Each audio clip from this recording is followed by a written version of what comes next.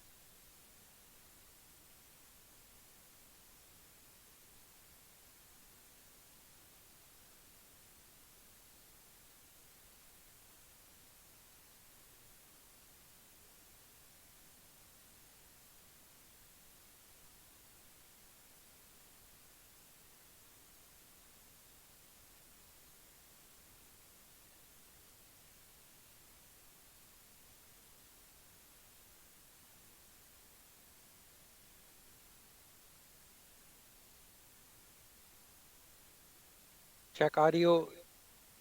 Test audio. One, two, three.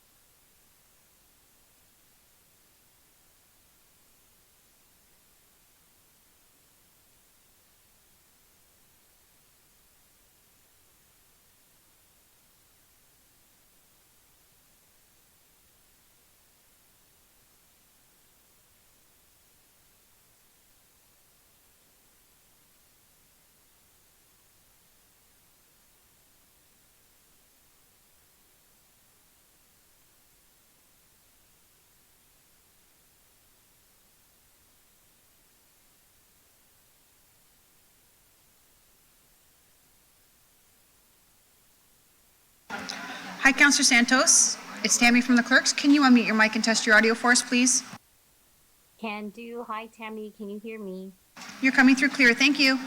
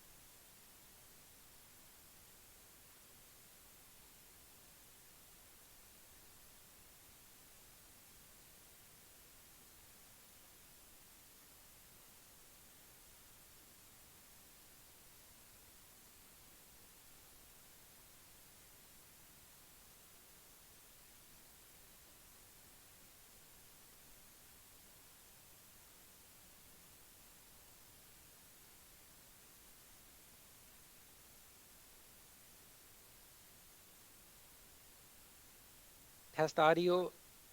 Check audio 1, 2, 3.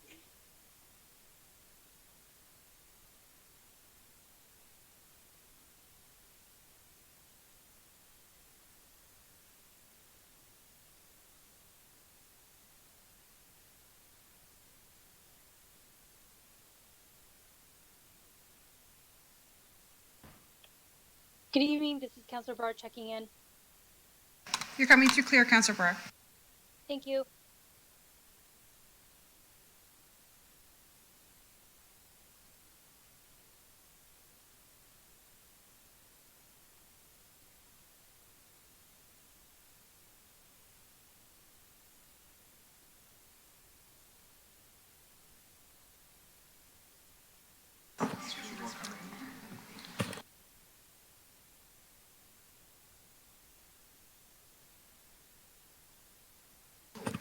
Good evening, everybody, and welcome to the Planning and Development Committee meeting on Monday, September the 9th. I will now call roll call. Deputy Mayor Singh. Present. Councillor Vincente. Present. Councillor Brar. Councillor Keenan. Present. Councillor Medeiros. Present. Councillor Fortini. Present. Councillor Tour. Councillor Power. Come back to Councillor Tour. And he'll be trying to get in, I'm sure, or on his way. I'll go back to just Councillor Brar. She's there. She said present. I did not hear her. She's here? Okay, all members are present except for Councillor Tour, who is, I'm sure is trying to get here. Approval of the agenda. Members of council, you have, thank you, Councillor Barr. Members of committee, you have approval of the agenda. Are there any items that you would? Councilor Santos. Oh, sorry, Councillor Santos, I knew you were there. That's why I just overlooked you. I apologize. Would anybody like to add, remove, change, delete anything on the agenda today? We have a massive agenda with items that were coming in right up until 6 o'clock. So we think we have everybody captured. For anybody that doesn't feel that their correspondence was captured on the agenda as of right now, we will get it on the public agenda. Just want to let everybody know that. Councillor Deputy Mayor Singh, you'll move approve the agenda. All in favor? That carries. Declarations of conflict of interest. Any members would like to declare a conflict of interest on anything in the agenda today? Seeing none. Consent motion. The only item up for consent is the Active Transportation Advisory Committee minutes, item 8.1. Anybody like to hold that? That is in consent. Councillor Keenan, you'll move consent agenda. All in favor? Carries. For our statutory public meetings, we have staff presentation, primary major transit station areas, city-initiated official plan amendments. Is there anybody in the audience today that would like to delegate on this item? I thought this was a delegation from Andrew Walker, Nicholas Dell, Nicholas is pulled out, I believe. Yes, Andrew Walker. Item number 5.2, staff, there's lots of people here for 5.2. 20-something delegations.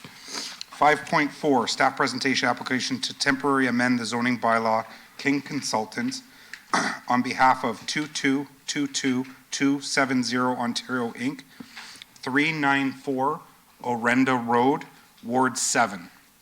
Is there anybody here in the audience today that would like to delegate on this item? It is a parking area for outside storage with 27 parking spaces on 394 Orenda Road. Seeing nobody, that item is adjourned. Our next item is 5.4 staff presentation, application to amend the zoning bylaw, Bramalea RRGP Limited, CO Lev Developments, 30 Peel Center Drive, Ward 7. Anybody in attendance today to hear the staff presentation on this item? Yes, 1, 2, okay. Next item is 5.5 McLaughlin Road. We have delegations. 5.6 staff presentation, application to amend the official plan and zoning bylaw, Malone Given Parsons, HBNG, Holborn Group, TAC Holborn, Block 140, Inc., northeast quadrant of Queen Street East and Gore Road, Ward 8. Anybody here to delegate on that item? Again, it's the Malone Given Parsons, Holborn Group, TAC Holborn, Block 140, at the northeast quadrant of Queen Street East and the Gore Road, Ward 8. Anybody here to listen to a staff presentation or delegate on that item? That item is adjourned. Our next item is, that's the delegation for that one. Okay, we have staff presentation, primary major transit station, city-initiated official plan amendment, Queen Street Corridor Secondary Plan, Area 36, Bram West Secondary Plan, Huron-Ontario Main Corridor Secondary Plan, Area 55. Michelle Gervais, you have the floor.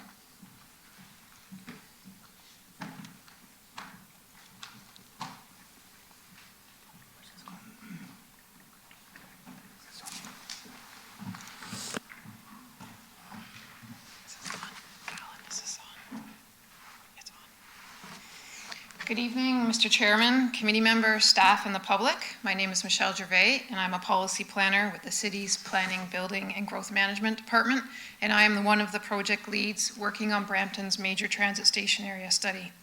The purpose of the public meeting this evening is to provide information to the public and seek feedback on 5 proposed city-initiated official plan amendments, which includes an amendment to a total of 11 secondary plan areas. I will be referring to major transit station areas as MTSAs and official plan amendments as OPAs throughout the presentation this evening. Just a housekeeping item before begin the presentation this evening. The statutory public meeting notice and the title block in the information report lists the city-initiated official plan amendments as only pertaining to the 5 secondary plan areas as currently listed on the screen, and that's to the Queen Street Corridor, the Bram West, Bram East, Mount Pleasant, and the Huron-Ontario Main Corridor Secondary Plan area. There are also 6 other official secondary plans that will be amended as part of this process, and they include the Bramalea Secondary Plan, Highway 410 and Steele Secondary Plan, Brampton Flowertown Secondary Plan, Downtown Brampton Secondary Plan, Fletcher's Creek, and Fletcher's Meadow Secondary Plan areas. The amendment to these 6 secondary plan areas mainly involves removing or adding lands from our 2 adjacent secondary plans to those that are listed on the screen. As it is the intent that the main MTSA policy framework will be included in those 5 secondary plan areas. The amendments to all 11 secondary plans are clearly outlined in the draft official plan amendments that are included in attachments 4 to 8 of the information report, which can be found in item 7.1 on the agenda this evening. To ensure that proper notice is given for all of the secondary plans be amended, a subsequent statutory public meeting will be held the same day that staff forwards the MTSA recommendation report to Planning Committee, which is targeted to happen by the end of this year. So we understand there's a lot of information contained within the 5 city-initiated OPAs that we are presenting this evening. We did post them to the city's MTSA webpage about 2 weeks in advance of the Planning Committee agenda being published. So in this evening tonight, we'll be doing a very high-level overview of these amendments, but we're happy to meet with anyone following the statutory public meeting this evening. Next slide, please. So there are a total of 14 primary MTSAs in Brampton, as shown on the screen here, and these are outlined on Schedule 1B, major transit station areas to Brampton and included in Brampton Plan. We are moving forward with the secondary plan amendments that are dealing with just 12 of the 14 primary MTSAs. At this time, we're not moving forward with amendments that deal with both the Bramalea Go and the downtown Brampton MTSAs, those will follow a separate process, and those are shown as hatched on the map on the screen here. Next slide, please. So there are a total of 3 phases as part of Brampton's MTSA study. The first phase involved the preparation of preliminary area plans, and that phase is complete. Phase 2 is broken down into 2 components, Phase 2A and Phase 2B. Phase 2A involved, had multiple components. The first amendment involved an amendment to the 2006 official plan, where we delineated the boundaries of the primary MTSAs, set minimum density targets, and outlined overall MTSA objectives. And another component of Phase 2A involved an extensive process where we determined the appropriate MTSA land uses and the associated policies for primary MTSAs, which were approved as part of Council's approval and the regional approval of Brampton Plan. And just to note, both of those amendments that took place in Phase 2A have both been appealed to the Ontario Land Tribunal. That's the 2006 amendment, and the Brampton Plan has been appealed to OLT. So we're currently in Phase 2B, which is the implementation of secondary plan policies and schedules that include a more refined set of policies for 12 primary MTSAs, which reflect the approved Brampton Plan land use schedules. It is not the intent through this process, through this phase, to revisit or change the Brampton Plan Brampton MTSA land use designations. And Phase 3 is the preparation of the zoning bylaw standards, and that will be completed as part of the comprehensive zoning bylaw review. Next slide, please. And this is really a reiteration of just the different phases that I went through. And again, we're in Phase 2B, which is the amendments to the secondary plans. Next slide, please. So the purpose this evening is to present the 5 proposed amendments to the secondary plan areas listed on the screen, and the applicable MTSAs that are contained within each of those secondary plan areas are shown as green under the secondary plan name. So the objective of the OPAs is to implement the overall policy direction of Brampton Plan, essentially to implement the land use designations and policies contained in Brampton Plan, and proposing to supplement them and not necessarily to replace or to repeat them. And these amendments will not include any changes to the Brampton Plan land use designations. There are potential demonstration plans which are added as appendices to the OPAs, and development scenarios that are contained within the precinct plan documents. And these are just meant to be shown as examples and are one of many potential development approaches to achieve transit-oriented development. It's not the intent that these plans will be updated to reflect any development applications that are currently being reviewed by the city. Next slide, please.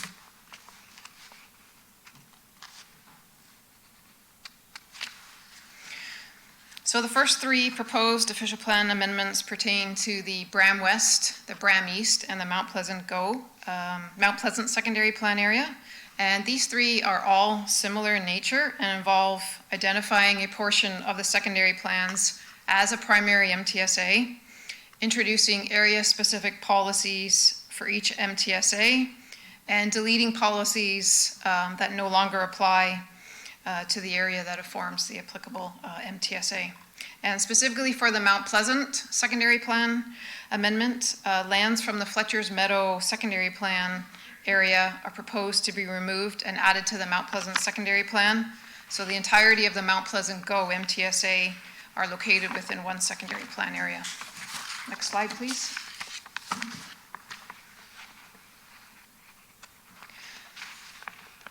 The next amendment is pertaining to the Queen Street Transit Corridor secondary plan area. It was formerly called the Queen Street Corridor Secondary Plan Area 36.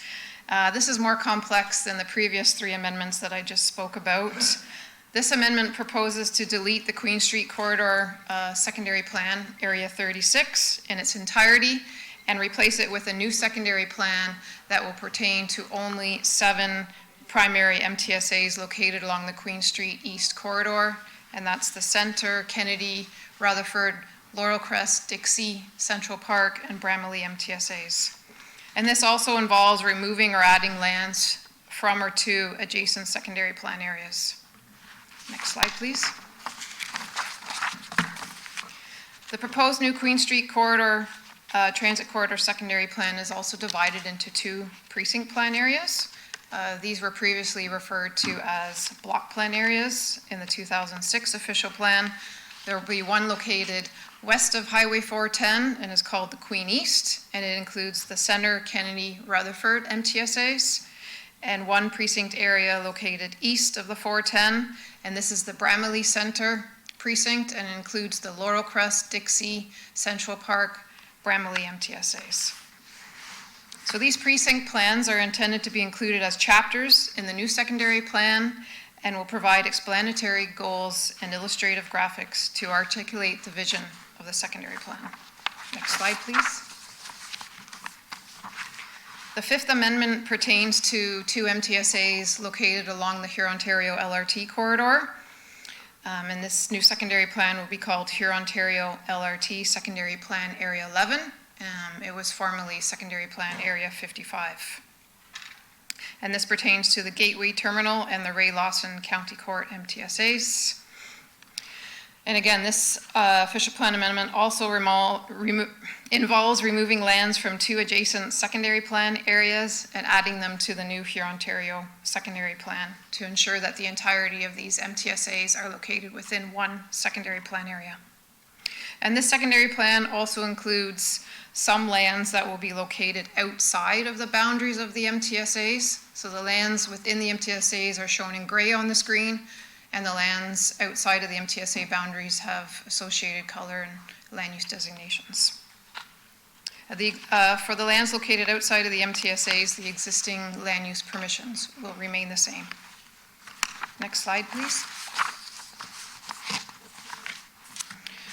So each official plan amendment describes the policy intent for the appropriate distribution of height and density in MTSAs.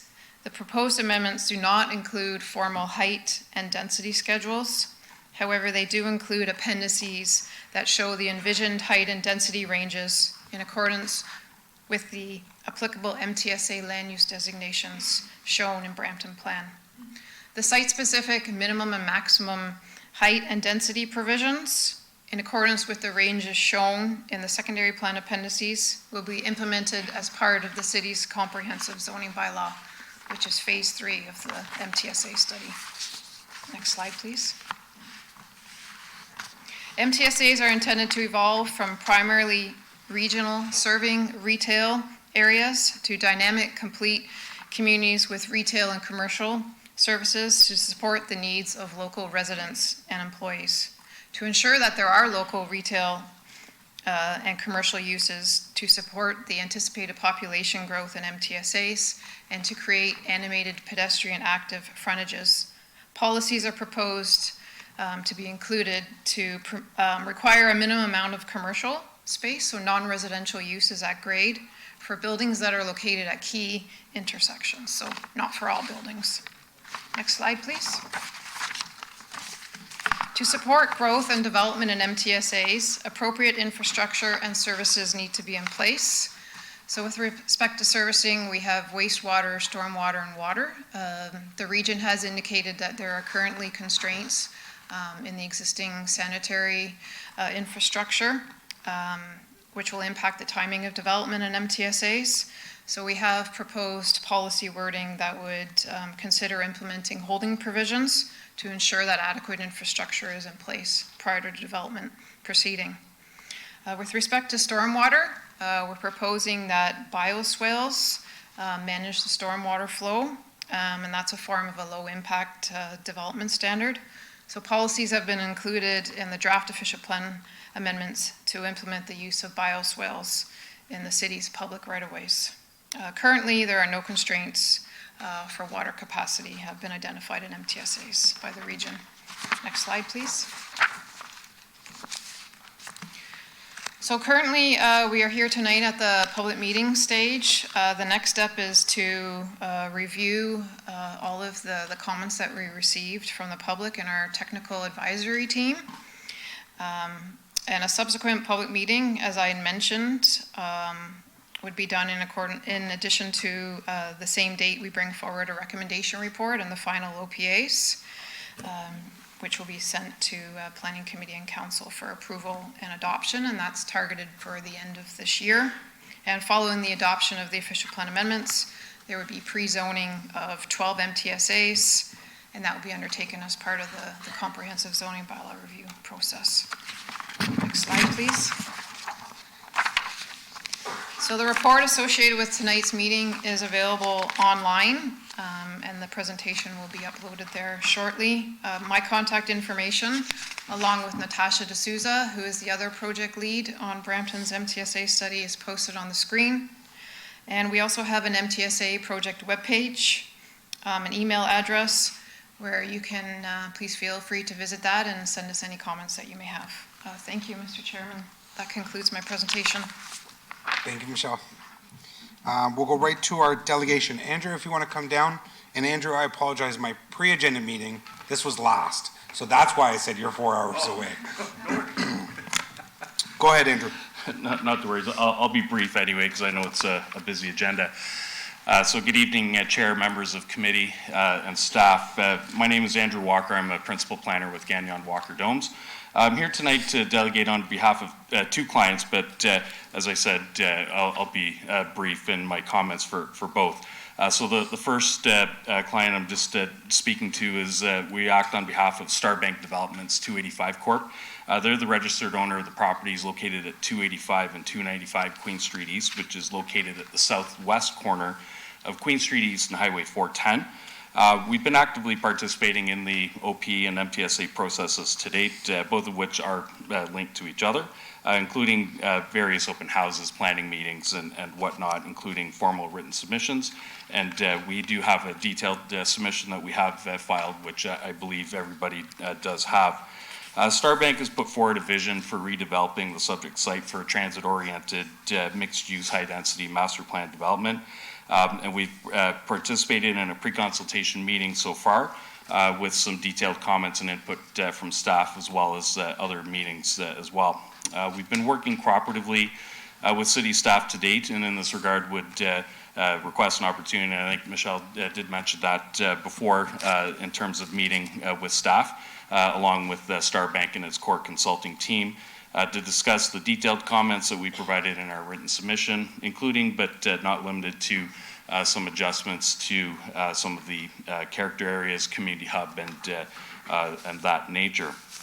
The second client that I'm speaking about is Candico Realty Limited. They're the registered owner of the properties municipally known as 75 and 77, excuse me, Eastern Avenue, and that's located on the south side of Eastern, between Kennedy Road South and Hanson Road, and that's in the Kennedy major transit station area. Again, similar to Starbank, we've been actively engaged in the process on behalf of Candico, including a written correspondence such as the detailed letter that we provided tonight. Also similarly, Candico is desirous of redeveloping their site for transit-oriented mixed-use mid-rise development, and we're preparing development plans on their behalf in anticipation of that, but also the city's proposal to widen Eastern Avenue to 4 lanes plus bike lanes, including connecting it to Clark Boulevard as shown on the various plans, both within the MTSA and the Brampton official plan. We've also gone through a pre-consultation with regard to that application. As I said briefly, the detailed comments are in the letter. Candico does have some concerns, one of which is to modify the land use designation for that particular site to allow the mixed use development. And that's reflecting such information such as the the underutilization of the lands. It's a very low density employment area. In fact, the concept plan that we had prepared for Candico's site actually delivers more jobs, almost double than what they're currently operating in their current facility, as well as providing some much needed housing in the city. And also, in addition, there is the safety issue in terms of the widening of the road and the bicycle lanes when it comes to the truck traffic for industrial users. Similarly, with Starbank, we would like to have the opportunity to meet with staff to review the detailed comments and to discuss the points that we've raised therein on that application as well. Thank you. Thank you, Andrew. Are there any members in the audience here that would like to come down and delegate on the staff presentation, primary major transit station areas, a city-initiated official plan amendment? Please come forward. State your name for the record. You have 5 minutes. Thank you, Mr. Chair. My name is Rochelle Larocque. I'm a registered professional planner with the Biglieri Group. I am here on behalf of my client, Ambria Church Limited. They're the owners of multiple properties, 120, 122, 126, and 128 Church Street East, 43 and 49 McCall, and 1A and 3 Sophia. They will be owning this in the future. So currently assembling a block of land. So the properties are obviously bounded by Church Street East, Sophia Street, McCall Street, and Beach Street. Currently in the Queen Street East Precinct in the Queen Street Corridor Secondary Plan area. The properties are proposed to be redesignated to a mix of low, medium, and high-density residential uses with transition area in the middle of the block. We see this as the opportunity for Brampton to maximize the available density within this block. So what we are requesting, and I know my client has spoken with city staff, is to redesignate the entire block to be a mix of medium and high residential uses, eliminating the low density residential uses, as it will lead to potentially incompatible uses, in addition to the fact that my client is currently undertaking land assembly, which includes some of these uses. So we do recognize that staff has said that they're not looking at changing the designations within the current official plan, but we feel that this is an opportunity for staff to rethink some of these designations, and this is an opportunity, as it is an official plan amendment, to update some of these designations and redesignate the entire block to be a medium and high residential use. We look forward to working with staff. This is a fantastic opportunity for Brampton, and it's obviously great to see forward-thinking municipalities. So thank you for your time. Thank you so much for your delegation. Is there anybody else in attendance today that would like to come down and delegate on item 5.1, the staff presentation, primary major transit station areas, a city-initiated official plan amendment? Anybody else in attendance? Seeing none, Councillor Keenan, you'll move 5.1, accompanied by 6.5, 7.1, and 11.2. All in favor? That carries. Members of the public, I adjourned item 5.6, and we had Brajinder Bhatiat, who is online, would like to speak to that item. So that item is now unadjourned. And before I get to the next item that has a number of delegations, I would like to ask everybody in attendance. It's difficult for some people to come down and speak their mind. I really want you guys, everybody, to be as quiet as possible and to take out your cell phones and make sure they're off or they're silent, okay? To let everybody know these items are not City Council items. These items now are not City of Brampton items. This is somebody that owns a piece of property and is coming forward with an application, which is their right to do so. This meeting, portion of the meeting is not for members of planning. This portion of the meeting is for the public only. Planning committee will not comment unless they would like to have some kind of elaboration on something, but they will not provide any comments, nor do they have to ask any questions. And if they even put their button on to speak, they will get a harsh look from me. Because again, this is for the public and the public only. At this point, the applicant will come down, or staff will present the application.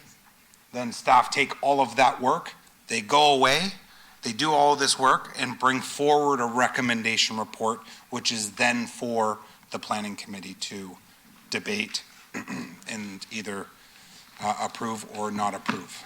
So I just want to let everybody know that before we get into the staff presentation, application to amend the official plan and zoning bylaw, Blackthorn Development Corp. 100015820, Ontario Inc. 9379, Clarkway Drive, Ward 10. And we have Chinoy Sunny here, planner. Welcome. How are you? Please go ahead. Good evening, Chair, Vice Chair, members of the committee, members of the public, and city colleagues. My name is Chinoy Sunny, and I'm the planner assigned to process and review the subject application. The purpose of this meeting is to provide information to the public and seek feedback on the application filed by Blackthorn Development Corp. On behalf of 100015820 Ontario Inc. to amend the official plan and zoning bylaw to facilitate the development of 3 mixed-use buildings of 8, 9, and 10 stories in height with a total of 346 residential units. Next slide, please. The lands are located in Ward 10. The property is municipally known as 9379 Clarkway Drive. The site is located east of Highway 50 and west of Castle Clarkway Drive, or Old Clarkway Drive. Next slide, please. This slide shows an overview of the subject site within the property and surrounding land uses. Directly to the north, there is an existing residential land as well as land subject to a development proposal for a place of worship under city file number OZS 2022-0019. To the south, there is existing residential lands and beyond which is an existing commercial plaza. To the east, there is Highway 50, beyond which are commercial and industrial lands in the city of Vaughan. And to the west, there are existing residential lands. Next slide, please. This is a closer aerial view of the subject property and the surrounding area. Next slide, please. This slide shows photos from a site visit conducted. The photos are views of the subject property facing east on Clarkway Drive. Next slide, please.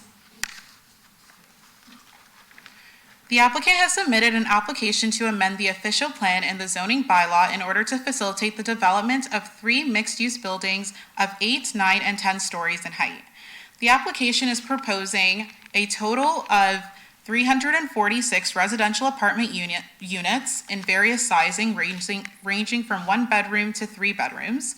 A total of 387 parking spaces are proposed, of which 277 will be residential, 70 will be visitors, and 40 will be commercial and office space parking. The proposed indoor amenity area of 1,201 square meters and outdoor amenity area of 1,212 square meters.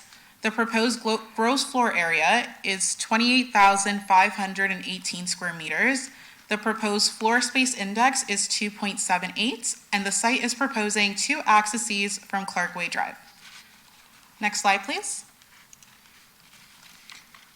Prior to finalizing recommendations to council, this application will be further evaluated for consistency with the Planning Act, provincial policy statement, conformity to the growth plan for a Greater Golden Horseshoe, the 2006 City of Brampton official plan, the new Brampton plan, the Bram East secondary plan, and following the principles of the Brampton 2040 vision. Next slide, please. The subject lands are designated residential in the City of Brampton official plan, which permits freestanding or mixed-use developments that include a range of dwelling types from single detached to high-rise apartments. The proposed development does not require an amendment to the official plan. Next slide, please. On May 16, 2024, the Region of Peel formally issued a notice of approval with the modifications for the City of Brampton's new official plan known as Brampton Plan. The plan was scheduled to take effect on June 6, 2024, except for any sections that may be subject to appeals. The official plan provides clear direction and principles to guide city building, attaining its vision for the future, and supporting the city to become a vibrant urban city of over 1 million people by 2051. In the new Brampton Plan, the subject site is designated community areas on Schedule 1A city structure and neighborhoods within Schedule 2 designations of the Brampton Plan. Next slide, please. The subject land is located within the Bram East Secondary Plan and is designated as a mixed commercial and mixed industrial, which permits uses that include, but are not limited to, retail warehousing, automotive sales, restaurants, etc. As such, an amendment to the secondary plan is required to facilitate the proposed developments. Next slide, please. The subject property is zoned Highway Commercial 1, Special Section 1525, and agricultural. Permitted uses in the Highway Commercial 1 1525 zone include, but are not limited to, a retail establishment with no outside storage, a service shop, an office, including the office of a physician, dentist, and purposes accessory to the other permitted purposes. Permitted uses in the agricultural zone include, but are not limited to, agricultural purposes, a single detached dwelling, supportive residential housing, and a cemetery. An amendment to the zoning bylaw is therefore required to facilitate the proposed development. Next slide, please. As such, the applicant is proposing to amend the zoning bylaw from the current Highway Commercial 1 zone and the agricultural zone to a residential apartment B zone. Highlights of the proposed zone include permitted uses of an apartment dwelling and commercial uses in conjunction with the apartment dwelling, a maximum building height of 14 stories, a maximum lot coverage of 45%, a minimum 20% of landscaped open space, and a maximum floor space index of 2.78. Next slide, please. At this time, some preliminary issues and considerations that will need to be addressed include ensuring that appropriate heights, tower separation, and building setbacks are implemented through the zoning bylaw amendment process to minimize any potential impacts of the adjacent low-density residential community near Versailles Crescent, and to upgrade Clarkway Drive or Old Clarkway Drive, as there is currently no sidewalks or pedestrian connections available. Next slide, please. Staff is hosting a statutory public meeting this evening to share information of the proposed official plan and zoning bylaw amendment on the subject site and provide an opportunity for members of the public to express comments, perspectives, and opinions. Staff will continue to review the applicant's planning rationale and supporting plans, drawings, and technical comments. And staff will then advance a final recommendation report for council decision in the future based on the details of the proposed developments and applicable planning laws and policies, while incorporating comments and considerations from community members, technical reviewers, and other stakeholders. Staff will also follow up with members of the public and other stakeholders who have spoken, written in, or advised of an interest in monitoring this proposal. Next slide, please. For more information on the development proposal, the applicant submission materials, including the architectural plans, drawings, and supporting studies, these are all publicly accessible through the city's BramPlan online portal. Type the file number of the application in the required field, which in this case, it's OZS-2024-0039. This brings up the file page where by clicking the File Info tab, you will be allowed to view all drawings and documents associated with the development application. Next slide, please. This public meeting presentation will be available online as part of the Planning and Development Committee meeting minutes. The final recommendation report will be posted on the city's PDC meeting agenda in advance of the future meeting. For any questions or comments about this development application, please contact myself, my manager, or the applicant, Mauricio Rigado, from Blackthorn Development Corp., who is representing the property owner 1000158200 Ontario Inc. The corresponding contact info is shown on the screen. Next slide, please. Thank you kindly and have a great evening. Thank you very much. I'll now go to the list of delegations. I think we're at roughly 24 delegations. So that is roughly, to hear everybody, approximately 2 hours, two something. So what I'm going to ask is if the delegations come forward, if you start hearing the same thing, staff have already taken down, if you ask the question specifically on something, staff have taken that question down. Try to move along and just say something that you haven't delegated on to be as efficient as possible. But it is your time. Sometimes when it gets to be this amount of delegations, I reduce the 5 to 2.5. I'm not going to do that this time.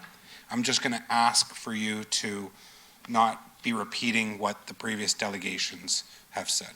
Okay? With that being said, Vishal Ravel is our first delegation. Vishal is not in, is Vishal online?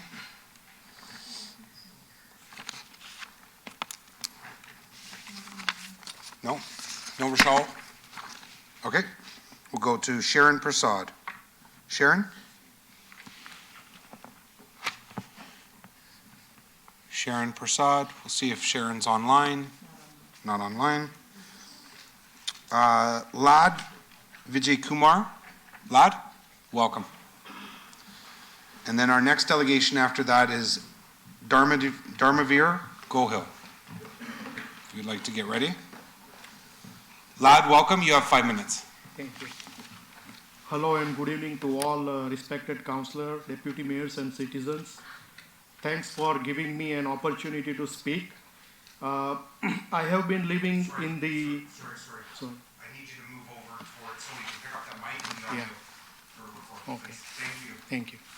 So I've been living in the neighborhood for last 12 years. And whatever I'm going to speak is solely based on my observation and experience. I'm here to express my strong opposition to the proposed development of 3 mixed-use buildings of 8, 9, and 10 stories. The project is too large for our area, and this will have a detrimental effect on our neighborhood. I have already witnessed many accidents, speeding, and traffic congestion on all 3 roads, namely Clarkway Drive, Cottrell Boulevard, and Highway 50. The walkway on the Clarkway Drive is heavily used by pedestrians, like, for example, pet walkers, babysitters with children, students, seniors, kids, and disabled with scooters, because everything is within walking distance. So it will be very unsafe and risky for all of them. On top of this, the auto insurance cost is already high. So by allowing this proposed project will make the situation even worse for all neighborhood and proposed building resident as well. The proposed building does not have enough parking spaces available for the future residents that are going to live in there. So they will end up using our street for parking. It is essential to work toward finding sustainable solutions that address housing shortages while considering the needs and concern of the local community.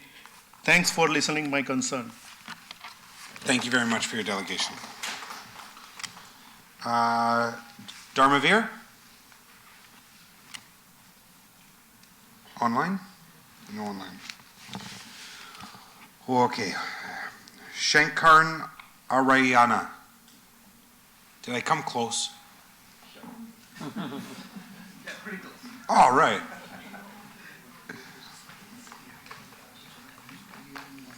And then Jitesh Kumar is next. Welcome, you have 5 minutes. Good evening, everyone. I had a presentation along with my delegation, so can that be brought forward, please? Okay, we'll just double check. There we go. Okay. Thank you so much, committee members, for giving an opportunity to speak here. So what I'm talking here is more so from a common sense understanding of what the plan is of a resident versus knowing the intricacies of the plan itself or technicalities of the plan itself. Can we just go to the next slide, please? I think one of the biggest concerns the residents of that area has is around the traffic. We all know that Highway 50 has witnessed a large amount of traffic in the interior roads as well as adjacent Clarkway Drive in terms of collisions and diversions and whatnot over the last couple of years. And what we have seen is exponential increase in last 5 years and a lot of collisions and fatalities. I have a slide next to this where you can see the stats from the city planning itself, from the site itself, which talks about the hotspots that we have in that area. And as you can see on the curve on the right, bottom right there, the issues with the traffic, collisions, diversions, and fatalities has gone exponentially over the last couple of years versus nothing in the planned area, which I am really afraid that we're going to start seeing that red and yellow bubble pretty soon because of the incoming traffic and outgoing traffic from this structure from the interior, Clarkway Drive. Can you just go back to the previous slide, please? I think one of the biggest disadvantage of the plan is for the residents of the building itself and the visitors, of course. So there is only one single entry and exit on the old Clarkway Drive for the proposed structure. And obviously with 346 units, we'll have a ton of traffic going in and out every day of that particular building, which could basically pose a high risk to the intersection along the way for Clarkway Drive and Highway 50. And obviously, there's a proposed townhome complex adjacent to the intersection and the proposed plaza coming in next to this project, which will also use these areas, so these roads for Clarkway Drive, and it will increase the traffic. So that will basically increase the entire traffic in the area exponentially. And a couple of observations that I found myself when I was going through the planning was the shortage of the parking spaces in the plan. And it assumes that the public transit as one of the alternative solutions for the number of parkings that were reduced or parking spots that were reduced, which doesn't even have a sidewalk in the plan, right? So obviously the residents of that area cannot even use that sidewalk along Old Clarkway, which will actually pose dangerous to the residents themselves. So the proposed future traffic on the Old Clarkway does not account the traffic situations for the approved plaza adjacent to this said development. So that's another discrepancy that we saw. And obviously one area where I saw was around the growth for traffic corridor, which assumes 1% in alliance to the previous study of 9445 Clarkway proposal. That was done during the COVID time with the least amount of traffic. So with the number of population increasing in the last couple of years, obviously we are going to only add to the problem with the traffic and collisions and diversions. And obviously that will lead to further problems of increased insurance and whatnot for the residents themselves. So can we just go to the third slide, please? I'll try to keep it short.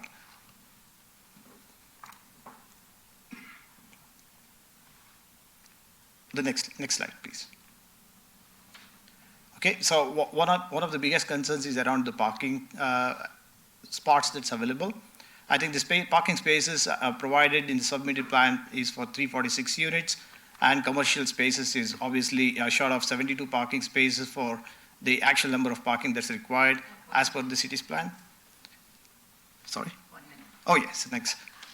Obviously this limited parking will cause a lot of issues to the visitors themselves, residents of the building, with all neighborhood resident roads being used as the parking spots for, as an alternative parking spots for the people who are visiting the places, and a lot of increased parking infractions and complaints from residents along the way.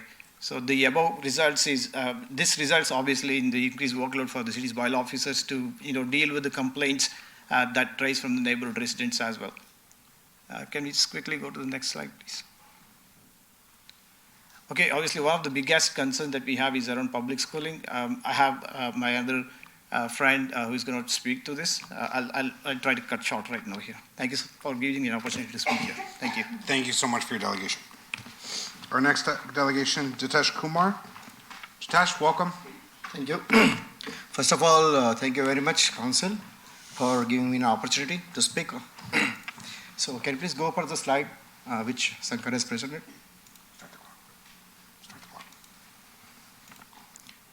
Okay, so if you can see that the 347 units were there, so I counted like if you can count per family 4 members, it should be 1,500 members. So obviously there will be a congested area for everyone. Also that for 347 units, there will be kids. And for that kids, they have to freely walk. And for that, they also need a school. So for school, we right now we have a school, but there is not enough space for the school. So that's why right now the students are in the pods. The kids are in the spots. So if you can see that increase reach to residents, seniors and children's safety, that is already covered.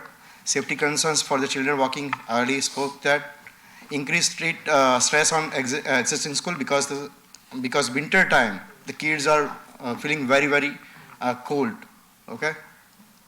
And we can see that teachers are explaining them that go outside and take a natural breath, but they cannot go. So because right now they have a pods, and then that pods there is a congested places, so all the kids cannot accommodate. Now, if you can see that, I already spoke about that, assuming 1 child per unit children to existing school, which are already far stretch, and again, that more kids with this building and existing school will lead to further reductions in quality of educations on already declining quality of educations. And there is no room to build any new school because there is no space in neighborhood, and that will mitigate the above problems. Can you please go to the next slide, please? So proposed structure has 2,000 plus square foot for the second floor recreational amenities, and I saw that they have put the books regarding that planning. Those are already like 50 years old, so that books cannot consider that it can help for the development of the new area. So existing residents of those residential homes are opposed to the proposed mixed-use facility with serious privacy concern, increasing noise pollution with the increased traffic because of the traffic to proposed building and Highway 50 all year around. And as of now, today, there are 2 accidents happens before we came to this place. So in last 10 days, 23 accident happens in our area, and we are always requesting Mayor Brown to reduce the speed for Highway 50 because there are all the loaded trucks are going in that area. Lots of senior of this neighborhood will be bear and burnt all of these above concerns, impacting their mental health and well-being. If you can see that in this area, there is only 2 parking spots, and those parking spots are always full. Always the cars are always parking on the other side of that road, which is also not safe for people to travel. This part of neighborhood has seen increasing crime rate also over the last few years, and with the addition of that new space and more people, it will be only increasing the risk of public safety. Increased financial burden to all residents of Ward 10 and 9 because of the increase in the traffic collision and insurance claims, which is happening nowadays a lot. Next slide, please. Next. So the traffic concerns I already spoke, so there is no much I can explain, but I'm requesting you that, like, if you can see in our area, the crime is increasing, the traffic is increasing, the children's safety is also not there, and apart from that, you are imposing 347 units, which can bring more and more traffic and more safety issue for all the residents area of that Ward 9 and 10. Thank you. Thank you. Our next delegation is Bella Patel. Bella? Bella's online. Bella, if you can hear us, you can unmute, and you have 5 minutes.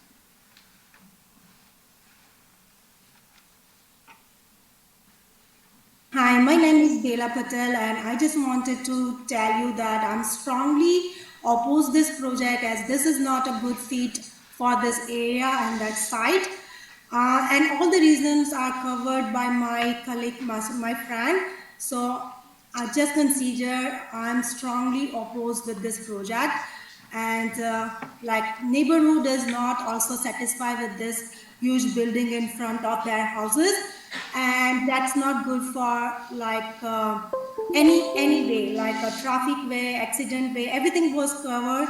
So thank you so much. Please consider our request and think about our neighbor, our area. Thank you so much. Thank you. Thank you so much for your delegation. Our next delegation is Deepak Patel. Deepak, welcome.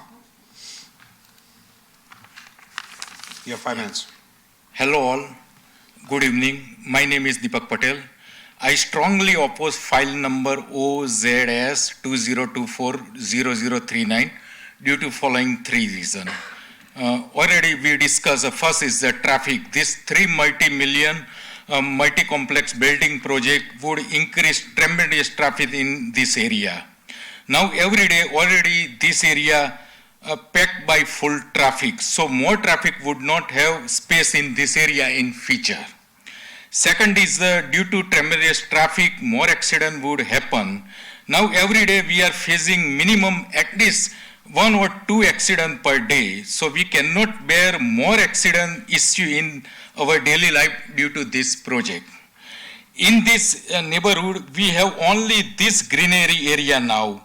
Because of this project, we would sure lose advantage of this greenery project. So in short, I strongly oppose this project and request to consider my above point. Thank you very much. Have a nice day. Thank you very much for your delegation. Our next delegation is Snehal. Snehal? Online? Yes, hi there. Good evening, Council. My name is Snehal Patel, and I'm a long-term resident of Brampton. I am here to present my strong opposition to this proposed project, mainly based on 3 reasons. First is the strain on the local infrastructures, such as the roads, utility and public services, with addition of this residential units and also commercial units. I don't think our area is prepared with this added population. Second, I feel is the pressure on the community resources. So just to give you an example, when there are swimming registrations open for the city programs, I, being a father of 2 children, I have to wake up at 6 o'clock, and if I am late snoozing my alarm by 5 minutes, all the programs of swimming, all classes of swimming lessons, at least my kids want to get in, they're all full within 5 minutes. So imagine if adding such more residential units, I don't think our community is ready to accommodate all this public with all the community resources such as pools. Our parks are already full in summertime. If you any of the council member would like to step in our community and look at our parks, I mean you would realize that how jam-packed our parks are, and so goes for our recreational centers. So with all these reasons, I think our community resources need to be at least 5 times more than what we are right now if city wants to accommodate such buildings. Last but not the least, I want to speak on is our community character. If you have been to our community, we are purely residential neighborhood. If the city is planning to add on some more commercial units, it is going to take away the charm of our community. So I strongly oppose this project based on these 3 reasons, and I gently urge the city to reconsider this developments. Thank you. Thank you very much for your delegation. Our next delegation is Dilip? Or was that Dilip? Sorry. That was Snehal, right. Dilip Patel, I'm sorry, Dilip, here. Dilip? Okay. Don't come down if your name's not Dilip. No Dilip online. Lalid Bahai? You come down and pronounce it, please. How do you pronounce your name? Lalji Bhai. Lalji, I was going to say that. Thank you. You have 5 minutes. Thank you, committee members. I'm completely opposed this proposed building project. Most of points previously delegate mentioned, and my main concern is the traffic, human safety. I'm living very close from the coming project, and my main second concern is our privacy, because my backyard is like completely when the building is going up, then anybody can see from my backyard. So it is very close to my main concern is the privacy and traffic also. Thank you very much. Thank you for your delegation. Niraj Patel? Niraj? Welcome. Hi, thank you. Good evening, councillors. Thank you to all of my delegates. They covered most of the things. I will cover a few of them. It's not a business proposal. If it's a business proposal, it's a best business proposal, like a lot of profits and the things, but it's a more of emotional proposals. I migrated before 20 years in Canada, and I'm living 15 years in the same area. When I reside there, it was like a nice houses and townhouse and residential area. Now it's getting more of commercials, and we are not adding amenities, and it is suffocating the current residential environment. And for elders and children, I'm getting senior. I'd like to live in the same area when I retire, but it seems like it's not happening. It's getting more commercial and getting like a downtime. Since last 5 years, we are getting double families. Like when I started, it was a single family house. Brampton added like basements and everything. Now it's like at least 1.5 times families. When I started, it was 1,000 family. Now it's like a 1,500 family living in the same area. Traffic and accidents already covered, so I will not cover that. Vehicle parking in the roads. I go in for my work at 5 a.m. When I go on a road, like at least in a 200 meter, there is like a 15 to 20 car parked on a road. No traffic tickets. So there is no policing, nothing there. I'm not complaining. But with these houses, which are semi and detached houses, I see there's 20 car park in my like a 1 kilometer stretch to have a 50. What will happen if we add this many houses without appropriate parking space? Primary and secondary schools, my colleagues already added, but if I calculated rough calculations, there will be 20 more trailers in the schools to add this many kids. The crime rate, at present it's like a moderate crime rate because we have seniors and the stuffs, but adding this many building will definitely increase, and it will be like a downtown. Thanks. On privacy, my colleagues already covered. There's no parking area and no development space remain in the area, so no schools or no amenities we can add. The other projects are already considered, already in a considerations in a neighborhood, and there's no amenity space available. Thank you very much. So most of them is kind of repeat, but that's my point. It's more of emotional than the business stuff. Yeah, thank you very sure. much. And just to let everybody know, like you've asked those questions, staff are taking down those questions. Every single question that you've asked, staff are taking those down, and those will be answered in the report when it does come back. Thank you again for your delegation. Manisha Patel? Come on down, Manisha.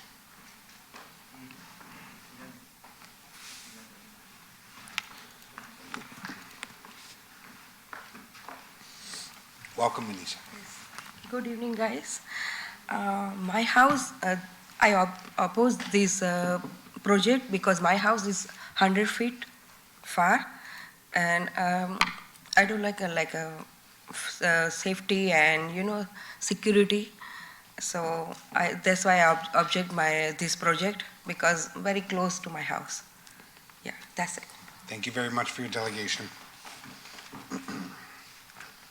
Saurabh Patel? Hi, Online. can you hear me? Yes, we can hear you. Hello. Okay.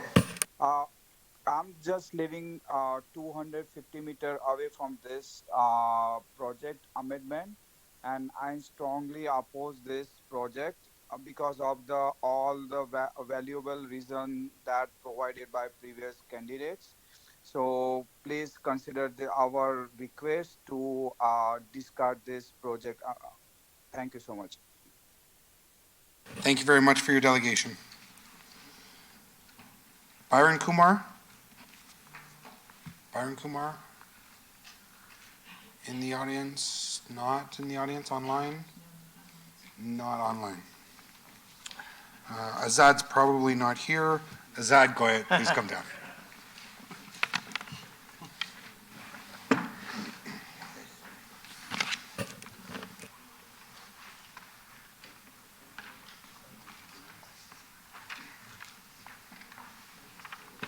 Welcome, Thank you very Azad. much. You have 30 Thank seconds. you. Let me appreciate all my friends who are here on this great evening. Otherwise, they might have enjoyed this time with the family and friends and have a nice time at home. Everybody is concerned. So I request the area councillor have a meeting with this concerned resident, why they have the issues, and the area councillor must listen their concern and support their concern.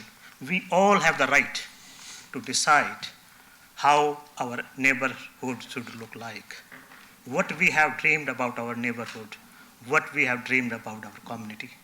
Because a lot of things are happening, and that's not good. So I will say, accidents every day. Life is important. Safety and security is important. Imagine if you live in that neighborhood where the accident is a daily story, not one, maybe two, sometimes three. Last 10 days, 23 No outspeaking. No, absolutely not. I will not allow that in here. Please, So Azad, that's fine, go thank ahead. you. So, look your neighborhood. Have you imagined, or the Brampton resident deserve that one? We have the right, our area to be saved what we want, because we live in that area, and we are the taxpayers. It's not the council property. It's not the city property, it's our property, and we have the right how it should be saved. And I know the traffic accident we already covered that one. And see, 346 residential units and 277 parkings. It is not enough. In today's time, can we work without a car? If husband and wife live in an apartment, can they afford one car? Can they go to work in one car? No, absolutely not. They need two cars. So where they will be parked? They will be parked on the road. And again, safety is a concern, road safety. So I don't know how the developer are coming with that kind of project which had no relevance in the present scenario. It's not fit in the current time. And see the burden of school. We have a portable in the school. What we want? What the developer want? Do they want our kids to be in the portable? That's why we came to Canada. Mostly we are immigrants. Do we deserve that? That our future generations, they are getting education in the portables. And it's a very pity situation. Currently, if you go to the school, you know the standard has gone down. The class size is increasing day by day. So what we are learning, what our kids are learning, it's a question of concern for everyone. Maybe your kids, maybe you have the house in the big area. Maybe that school is good, but if that kind of area, how we can say that our children get an education in that environment. Privacy, yes, obviously is a concern. We didn't buy the house, or the resident didn't buy the house, that someone from the 14th floor, they are looking in their backyard. They cannot fence it because they cannot put the fence for 14-story height. They can't. It's not feasible. And crime. What do we have in Brampton East, Ward 9 and 10? We are hearing from many years that we need a police station in Brampton East. Where is the police station? Last time, before elections, you guys just put a saying very big ad of police station is coming in Brampton East, police station is coming. Where is the police station there? The crime is increasing day by day, and no one is taking care about the residents. Community resources. See, we don't have enough spots now for the swimming and for the other activities. And where we have the recreation center? Only the Gore Meadow. and see the many kilometers around we don't have. So how we can get the city resources which are paying for?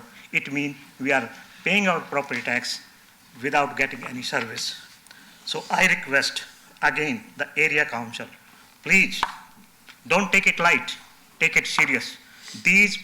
All the residents are law-abiding citizens and they deserve what the area should look like. So it's a moral responsibility of the area councillor to set up a meeting as soon as possible. Thank you so much. Thanks, Azad.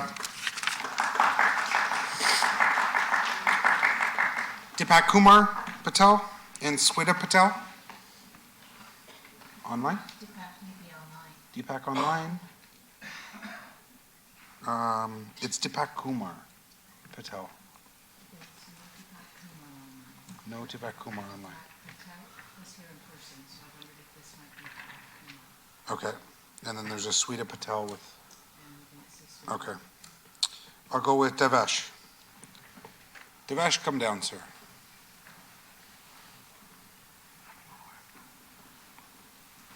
This is 18 and 25. Welcome. Hello, thank you. Good evening, everyone.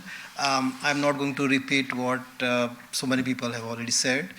One thing that is not covered yet is I would like to speak on that. Like, this area is one corner of Brampton. If I talk about myself personally, I came to live in here to have a peaceful life. But if buildings start coming up, it's going to be downtown. I don't want that to happen to this neighborhood. That's my main strongest objection.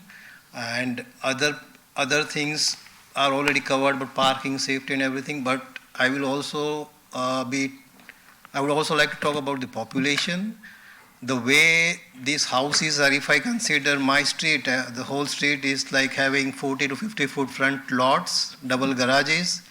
But I look on the street, there are so many cars parked on the street, there is no place for those, the regular parkings. Driveways are also not enough. So I don't know what's going to happen with parking in these buildings. People come there, they come to visit, they live there, but they are going to park in all the surrounding streets because there's not enough parking there. So which is a bigger problem, and city is not even addressing that parking. They don't have time to even ticket the cars that are parked wrongfully. Yeah, that's about it. So I strongly object to this development. Thank you very much for your delegation. Ritesh Gandhi. Ritesh? Online. I'm here. Please go ahead.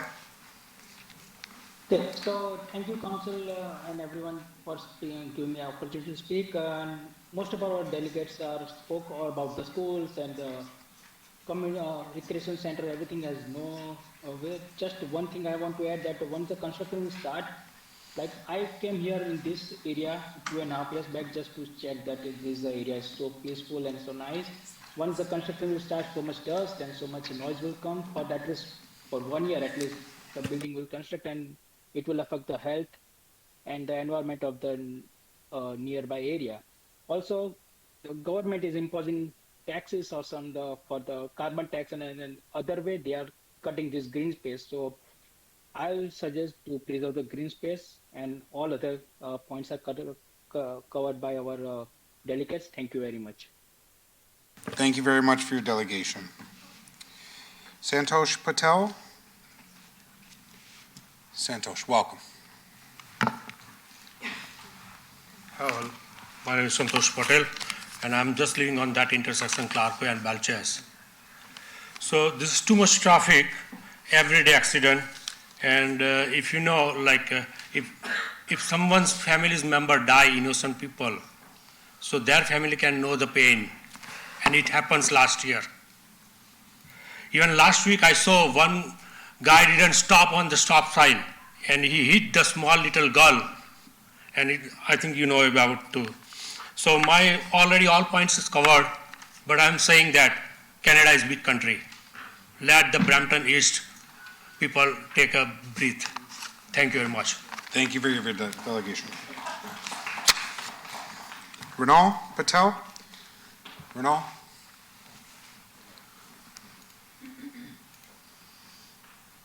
And if Asif Mahmood would like to get ready, welcome, Renaud.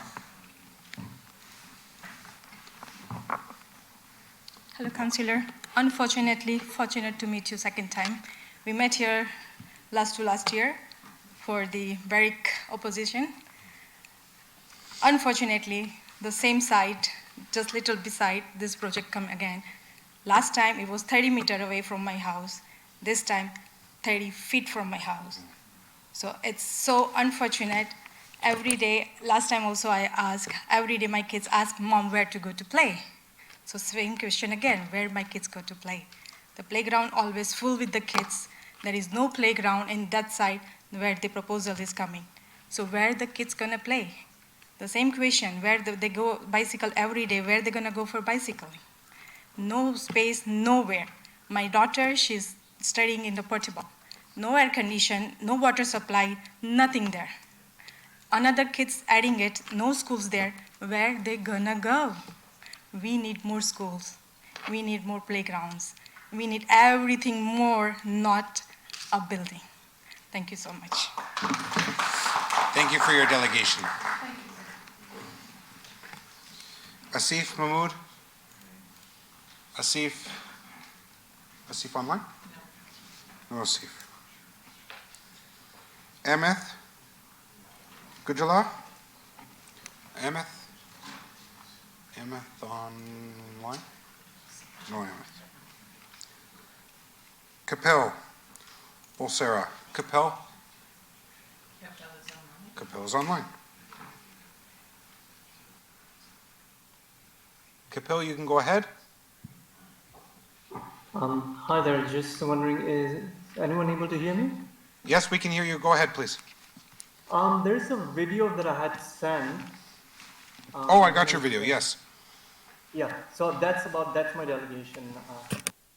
That's my video, and I wouldn't be speaking, so I think that just the video is okay.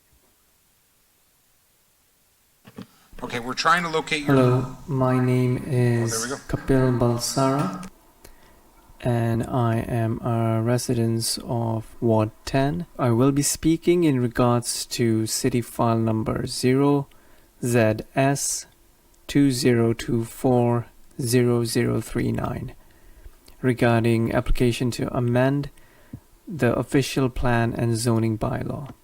The location is 9379 Clarkway Drive.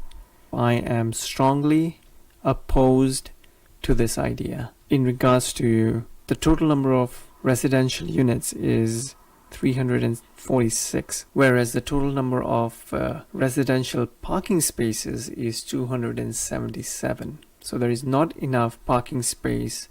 Even in our street, there are more than 2 cars per household in many cases. So the driveways are full, cars are parked on the street as well. So to not have enough parking space for all the residential units, and we're bound to see parking spillover. So my street is just behind the proposed development. There's guaranteed to be people, not just the residents, but visitors and people and customers for the businesses that will be coming here. Because I've seen people use this little passage to get from our street onto Highway 50. So there are 2 passages right here, so there's bound to be people parking on our street and going to their houses or their businesses or their friends, right? So that's one reason. The other reason is there are already too many residential units in this area. We don't need more. Just the idea of it sounds ridiculous to me. If I had known, apparently there's also something coming here as well. If I had known, I had opposed this as well, but I found out a little too late. If not, I would have opposed this too. Now, if you look at another area where apartments are coming, which is, if you go further south on Queen and Gore Road, right here. As you can see here, So you have to stop the video? Sure, there's residences here. You stop the video. So I can't allow a video to go on and talk about any other applications. It's unfortunate, so we're gonna stop it there. But we'll make sure that staff go through this, the rest of the video, to make sure that all of the questions that they're asking is captured as well, okay? Plus, the video will be uploaded to public. Perfect. We're gonna go on to Rutvik. Please do not speak out in the open. This is not your time to speak. There'll be more time to come down. Azad, you know the rules. You've been here long enough. You know the rules. Don't speak again. Rutvik is online. Rutvik, I do not have your last name for the record. Could you please provide your last name? Hey, hi. Can you hear me? We can hear you. Okay, it's my last name is Upadhyay, Upadhyay. Thank you, Council, for giving me the opportunity. I'm not going to repeat myself as most of the point have been covered by the other delegates. The only thing that I want to call it out is the whether city has conducted any environmental study, because considering the recent change in the environment and just recently the last month with the heavy rain, we have seen the roads flooded, and considering the other industrial complexes are being built on the other side of the Highway 50, all the major open spaces are now covered. So I would like to understand if city has already done the environmental impact, I would like to go to that report. If not, then I would urge the city to do the same. Thank you very much once again for giving me the opportunity. Thank you very much for your delegation, Rutvik. Those are all of our delegations on these items, is that correct? No additional items? Now I'd like to open it up to the floor. If anybody has not had an opportunity to speak, now is your time to come down and do so. I ask you to do one thing though. Keep in mind that... Sorry to interrupt, Council. Please mute that person. Now is your time to come down and speak, but I ask you to put your name in the book, name and address. So please come down, form an orderly line, and we'll have you come before us and ask any questions that haven't been asked yet here tonight. So if you want to come right to, and then the next person, if you'd like, don't forget to go back and put your name. Yeah, sure. After I'm done, right? After, yes. Okay. Please state your name. My name is Jatash, and I think I have submitted delegation, but somehow it is not presented, but that's fine. I can speak about it. The area that's in the subject property right now, which is in question, is only 1 hectare in the block that is bounded, which is bounded between Cottrell and Belches and Highway 50 and Clarkway. That block is almost 25 hectares, and this particular property is only 1 hectare. So if you see the dynamics of density, population density, 1 hectare is going to accommodate 346 houses, versus the entire block of 25 hectares is having less than 300 houses. So it's going to change drastically the population density in that area, and it's going to increase a lot of problems which is already covered by so many delegates before. Other concern is about the schooling. Currently, we have only 2 schools in the area, Beryl Ford and Castle Oaks. These schools are already overcrowded. There are no space. My kids go to school, Castle Oaks, and they are sitting outside in the pods. Now, these schools, we have been complaining about having more classes, but they can't because of shortages and all, no available resources. Now, 347 units. If you consider even 1 child from these units, which I'm going very conservative, you can have 2 child, 3 child. We have seen people having this many childs, but let's say 1 kid at least, we are adding 350 kids to the same schools, which are already overcrowded right now. So it's not going to help.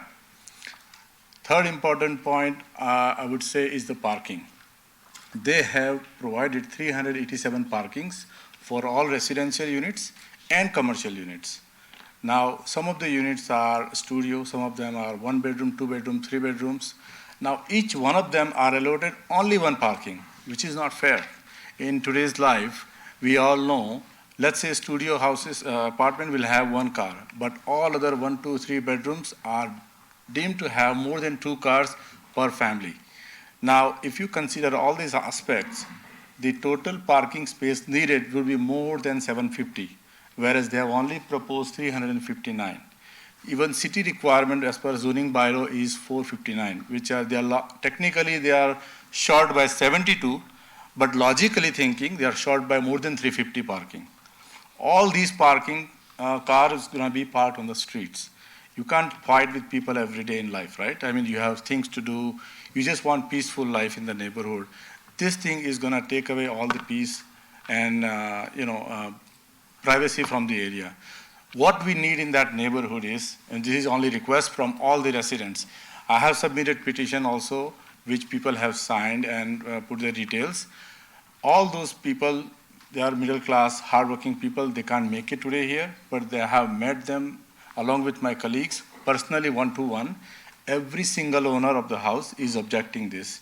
And they have told us, when you go, when you have a chance to speak, please convey our message that we are all in person here, but we cannot be because of, financial crunches, that they have to go to work, somebody's working, and all those scenarios. Sir, in that particular area, this is second time in 2 years we are coming. We just feel like somebody is imposing stuff on us. So please consider what we need is a community park in that area. Like from the block that I'm talking about, Cottrell to Belchase and Highway 50 to Clark Way, there is no park. There is no community park. All the kids have to walk down the main street, Clark Way, cross it, and then go to Picasso Park, which is on west of Clark Way, which is very unsafe. Kids walk to school, they cross Clark Way Drive, which is very unsafe. So what we need over there is, if city can buy those lands from the owners, then make community park there so the kids can enjoy playing. We need a police station if something like that can come up. So I really request from all the residents in the area that please consider our request and reject this proposal, because this is not going to help us in the neighborhood. Thank you very much for the opportunity. Thank you for your delegation.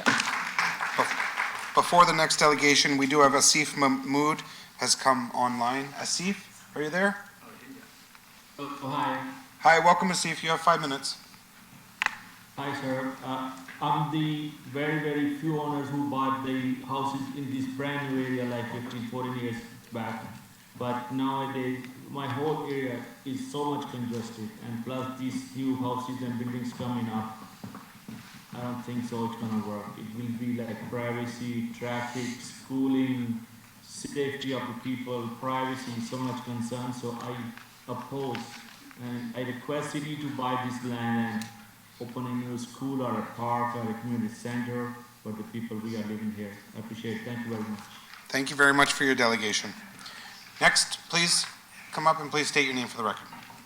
Good evening, everybody. My name is Sujal Patel. I'm a resident of 67 Versailles, which is very close to this site as well. Luckily, I'm again here to oppose this project as well. We've been here before for Barrick as well. I'm talking in general from behalf of all our South Asian families and immigrant people who are coming from all over the Asia. Okay, we come to Canada for a peace. Okay, we like the greenery. That's why we came here from a dense populated country back home.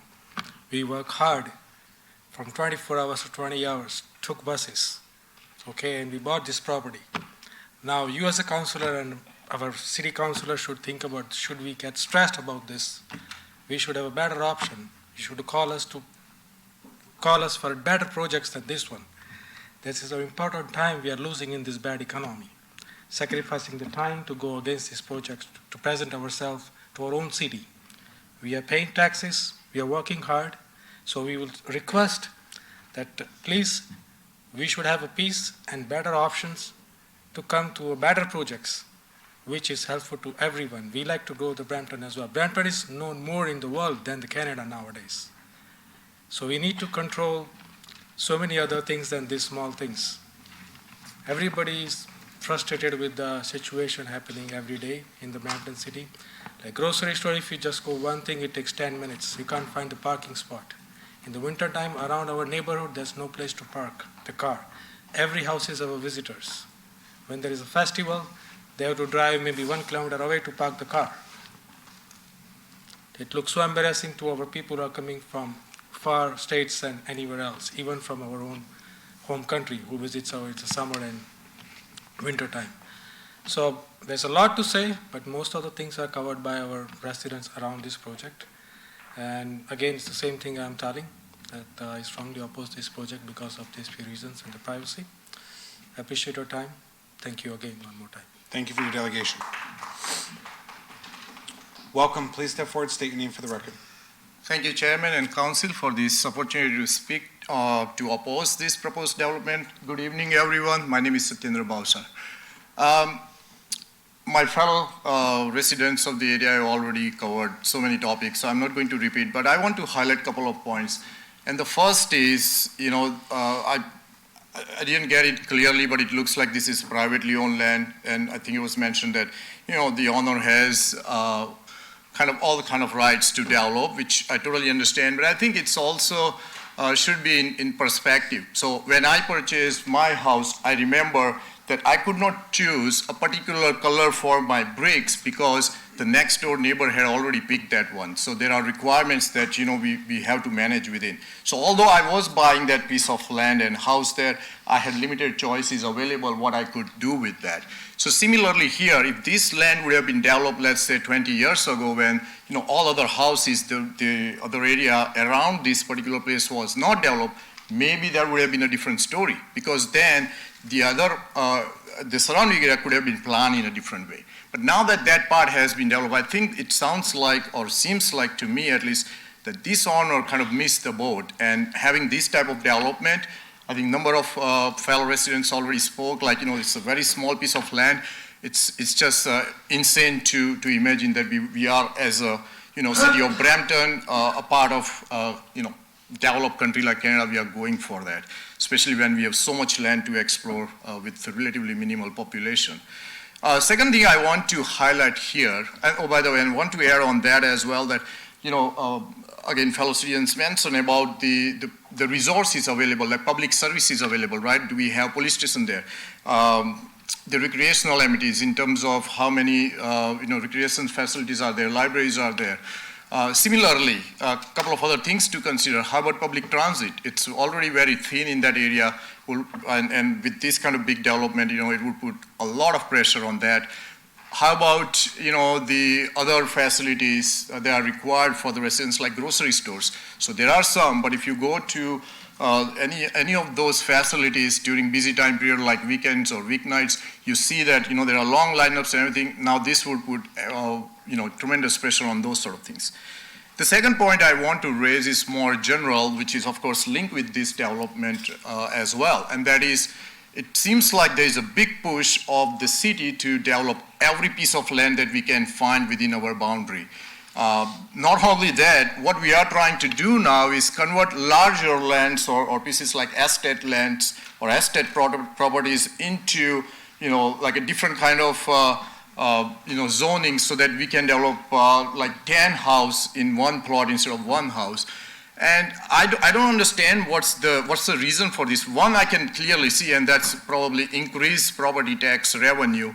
But that should not be the goal. As a residents, collectively as a residents of Brampton, I'm sure they are looking for more of a quality of life rather than just developing every piece of land that we can have.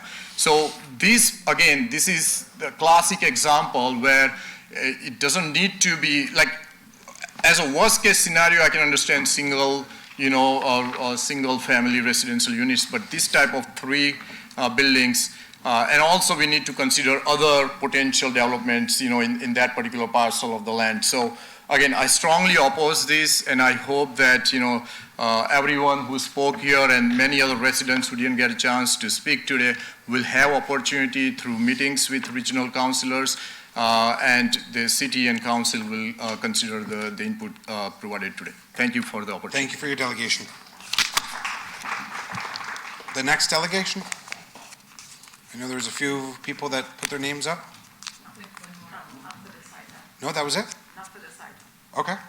We have one more online. Raj Baines. Raj Baines. He wasn't available. No? Raj, are you there?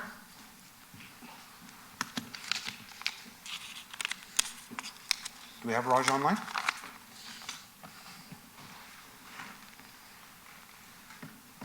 We Raj left. Raj did not leave. You see it? Raj, if you could unmute. Hello? There you are. Hello? Please go ahead. Good evening. My name is Raj Baines. I'm a resident of 9356 Clarkway. And, I can pretty much echo the sentiments of my neighbors, and I'll keep it quick on some of the points that were raised. Obviously, we are going to have some sort of increased traffic in the area, which is going to be a big strain on the roads that are already here. As some may know or may not know, Parkway Drive is a very small street. At times, you can barely get two cars going in the opposite direction to pass each other without slowing down and making some concessions. So we can only imagine what would happen by adding, I think the number was roughly 340, 50 cars. And we're just speaking cars alone, not actual bodies. The strain on infrastructure is something that really stands out as well. When we think of public transportation in the area, for the additional people that will not be able to park their cars due to the other concern that was raised on the fact that there's not enough parking spaces for the amount of residents that are going to be living there. We take into consideration then the strain on public transit, the strain on schooling. And then I think we circle back to the point that we spoke about, the fact that there's 25 hectares here that includes less than 300 homes. And from a city planning standpoint, I'm not saying that's my profession or anything like that, it just seems really odd to try to then plan in 3 low-rise or mid-rise condo units into 1 hectare. So that's obviously a concern on many different aspects, but we can also talk about the identity of the neighborhood. And, it just feels it does not match what this neighborhood is for. It's not a high-density neighborhood. It's a neighborhood full of homes and townhomes. Going forward, we can also talk about the loss of green space, which, my neighbors had brought up. There seems to be just a general lack of that in this neighborhood to begin with. So I would love for maybe on a city planning aspect or the city to consider the use for those lands to more serve the people that already do live here. And being a neighbor, being a resident, of this particular street, there's wildlife here, where there's not much in this neighborhood to begin with, because obviously it's all developed. Now, I'm not saying we don't develop it, but the impact on the local ecosystem will be major. So, if we think about not just the animal life, but also both the plant life in the area, the trees that are here that are still remaining here are a buffer between the noise that comes from Highway 50 onto the houses that back behind those trees. So that's something I think we'd like to take into consideration as well. A few more points lead to property values. There's definitely going to be an impact on the property areas in the home, which in a market as Toronto it is now, is going to concern the homeowners. And then something that comes to mind, I'll try to wrap it up briefly, is, we're in a situation where crime feels, and I don't know what the stats are, but crime feels like it's on the rise. Myself as a resident, there's been multiple times where I've had to contact the authorities, mostly for, if I'm being honest, car break-ins. There's people with flashlights on your driveway at 3:30 in the morning. There's people on your Ring camera at your front door with masks. This is a regular occurrence. I have waited anywhere from 30 minutes to an hour for police to respond, and at times been calling 911 and nobody's even answering. It's just on hold, or I'm getting a message. So let's talk about those issues. Is there enough police, fire, ambulance to support what's happening in this small piece of land? We can continue with quality of life and some transparency issues about the studies that were done on the area, and I think, for the most part, some of my other neighbors covered the other things. So those are my concerns as a resident here. I would love to, offer housing. There is other, townhouses would be fine. You have 1 minute left, sir. But trying to cram in 3 condo buildings in this small piece of land in a peaceful neighborhood is, to me, for lack of better words, seems a little absurd as a tax-paid citizen. So that's my time. Thank you very much for listening. Thank you very much for your delegation.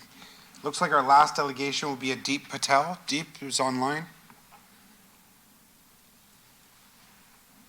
Deep, are you there?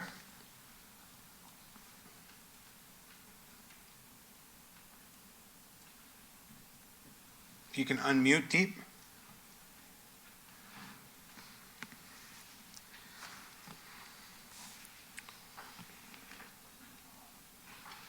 Deep, we're going to need you to give you one last chance.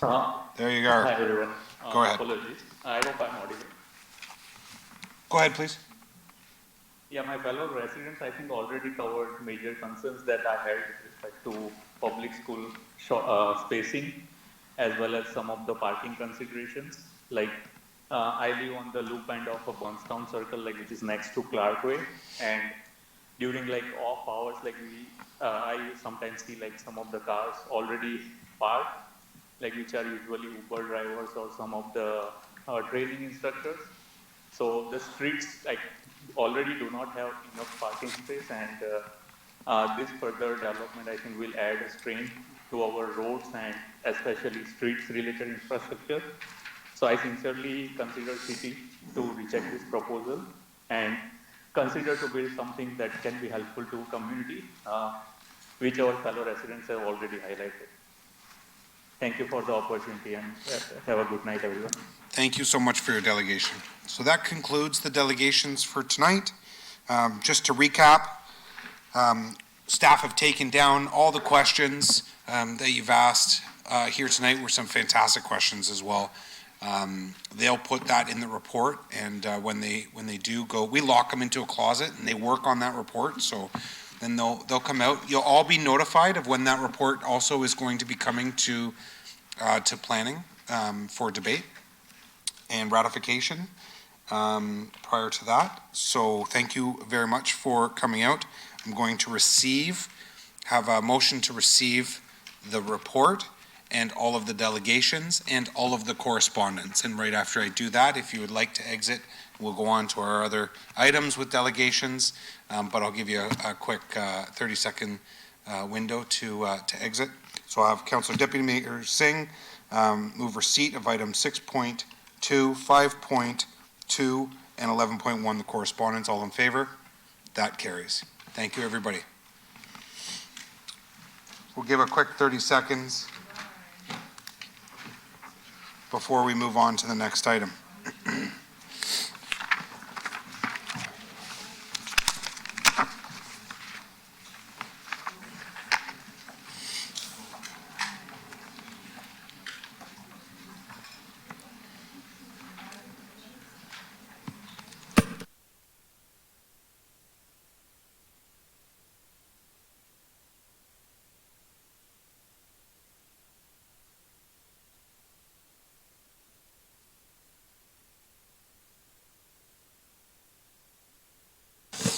I'm going to ask, I had item 5.4. If I could just get security to quiet the hallway down, I would appreciate that. Item 5.4 was a staff presentation application to amend the zoning bylaw Bramley RRGP Limited, care of Lev Developments, 30 Peel Center Drive, Ward 7. Who was in attendance to hear that application? We do have a delegation on it, but the delegation is the applicant. So I just want to ask again, is there anybody in the audience to hear the staff presentation application to amend the zoning bylaw Bramley RRGP Limited, Lev Developments, 30 Peel Center Drive, Ward 7? You're here to hear that application. Thank you very much. We'll ask for Harsh to come up. Welcome.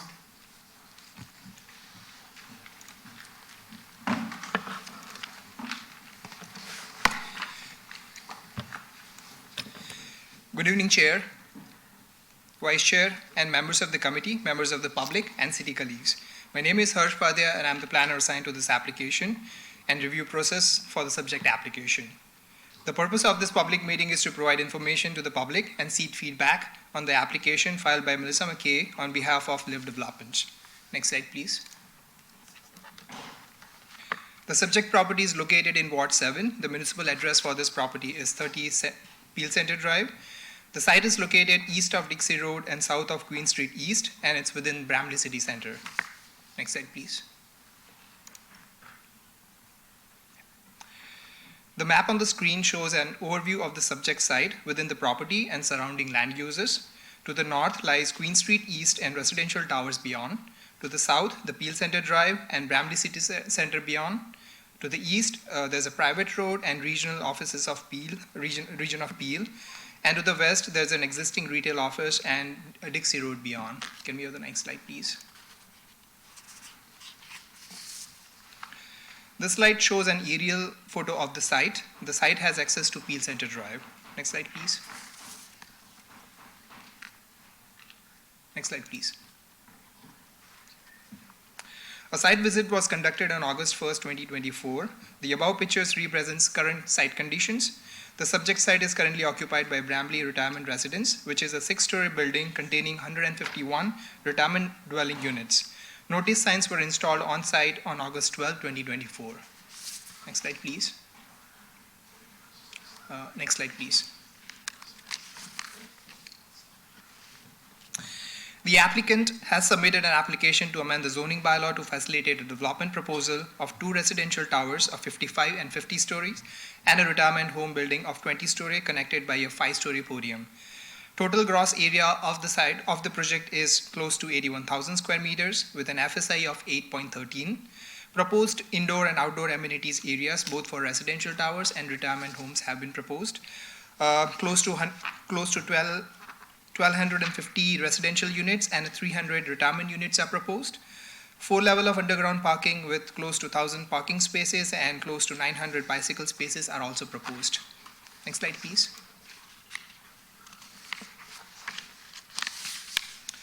Prior to finalizing recommendations and advancing associated final report to Council, this development application will further be evaluated for compliance to the Planning Act as amended, consistency with the provincial policy statement, conformity to the growth plan, conformity to the regional official plan, Brampton official plan, including Queen Street corridor secondary plan, that is SP 36.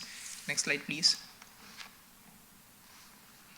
The subject site, so this is in context of the planning context for Brampton official plan. The subject site for the proposed zoning bylaw amendment is designated central area in the city of Brampton's official plan. Permitted uses vary from office, retail, and service activities, variety of residential uses, and list further presented on your screen. The proposed development does not require an amendment to the official plan. Next slide, please.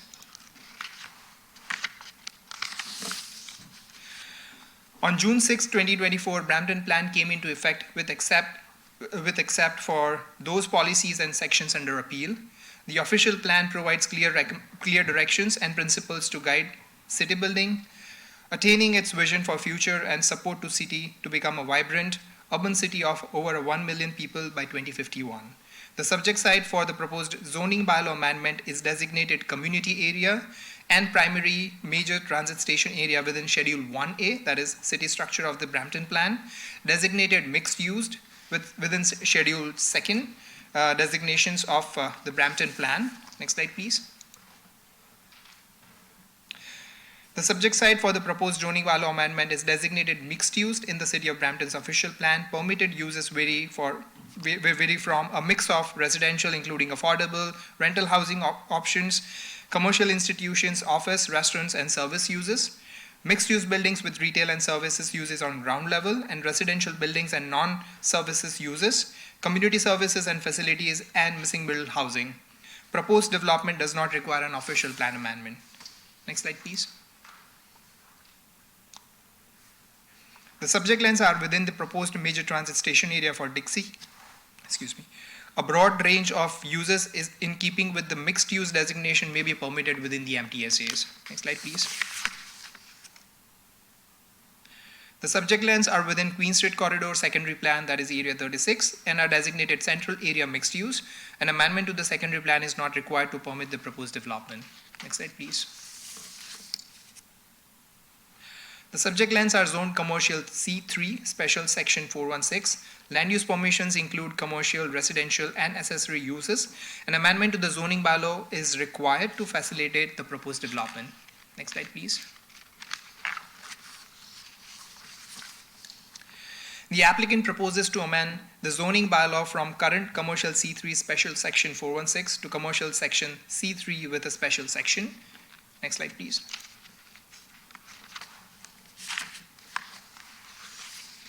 Key issues and considerations have been highlighted on this slide, which includes the subject property is located within the boundaries of Dixie MTSA, limiting usages of vehicle while addressing traffic issues. ensuring appropriate height, transition, and building setbacks are implemented through the zoning bylaw amendment process, phased construction of properties on 25 Peel Center Drive, which is the Moga Group, and 30 Peel Center Drive Live Living to address traffic, noise, and vibration impacts in this area. Matters such as traffic, servicing, wind analysis, shadow impact to be deemed to be appropriate for the development of the area. The applicant is also coordinating with Moga Group to mutually address concerns related to site servicing requirements, that is 25 Peel Center Drive. Next slide, please. Staff is hosting a statutory public meeting this evening to share information on the proposed zoning bylaw amendment on the subject site and provide an opportunity for members of the public to express comments, perspectives, and opinions. Staff will continue to review applicants' planning rationale and supporting plans, drawings, and technical comments, and will advance a final recommendation report for council decision in the future based on the details of the proposed development and applicable planning laws and policies, while incorporating comments and considerations from community members, technical reviewers, and other stakeholders. Staff will also follow up with members of the public and other stakeholders who have spoken, written, in or advised of an interest in monitoring this proposal. Next slide, please. For more information on the development proposal, the applicant submitted materials, including architectural plans, drawings, and supporting studies are publicly accessible through the city's BRAMPlan online portal. Type the file number on the application in the required field, which in this case is OZS 2024-0044. This brings up to the file page where by clicking the File Info tab, you will be allowed to view all drawings and documents associated with this development application. Next slide, please. This public meeting presentation will be available online as a part of Planning and Development Committee meeting minutes shortly. The final recommendation report will be posted on the city's PDC meeting agenda in advance of the future meeting. For any questions or comments about this development application, please contact myself, my manager, or the applicant, that is Melissa McKay, who is representing Live Developments. The corresponding contact info are shown on the screen. Next slide, please. That concludes my presentation, and thank you and have a wonderful evening. Thank you very much, Harsh. So before I go to the registered delegation, which is the applicant, I'll ask them to stand down and look to the audience. Does anybody, any of the residents like to come forward and make a delegation? Please come on down. I'll ask you, sir, to state your name for the record, and then I'll ask the next gentleman to write your name in the book.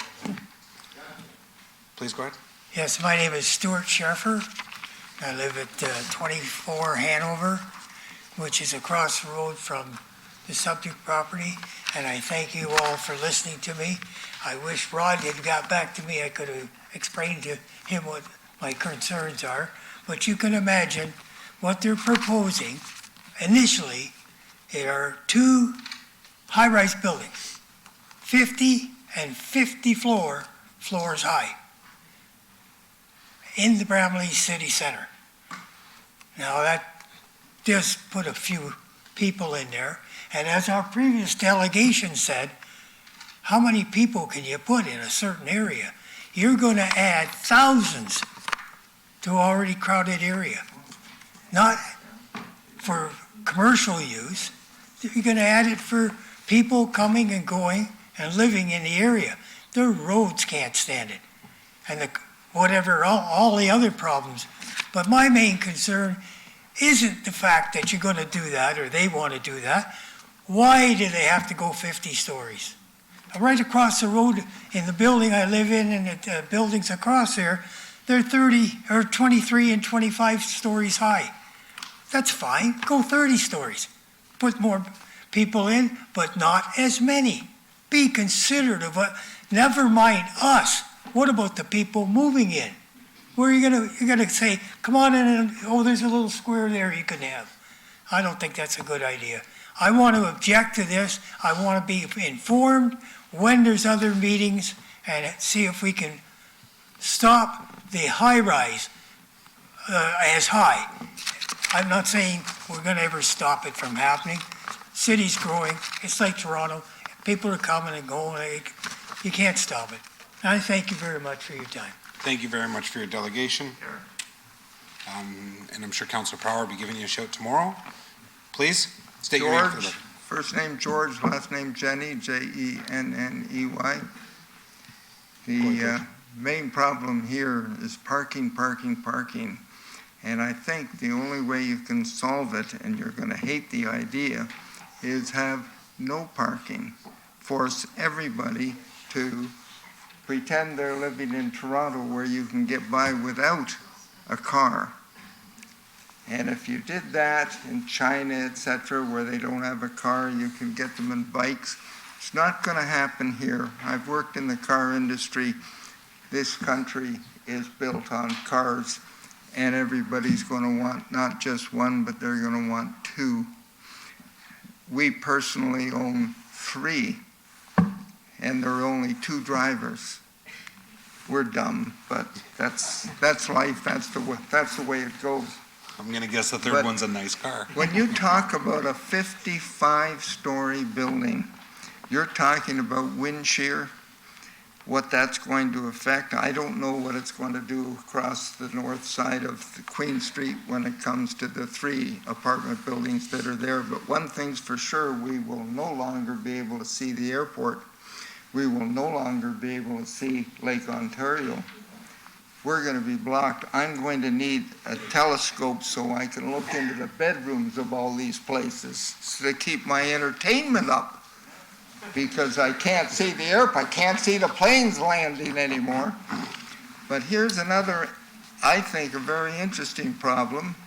My wife and I were at the top floor of the Sheraton building in Toronto.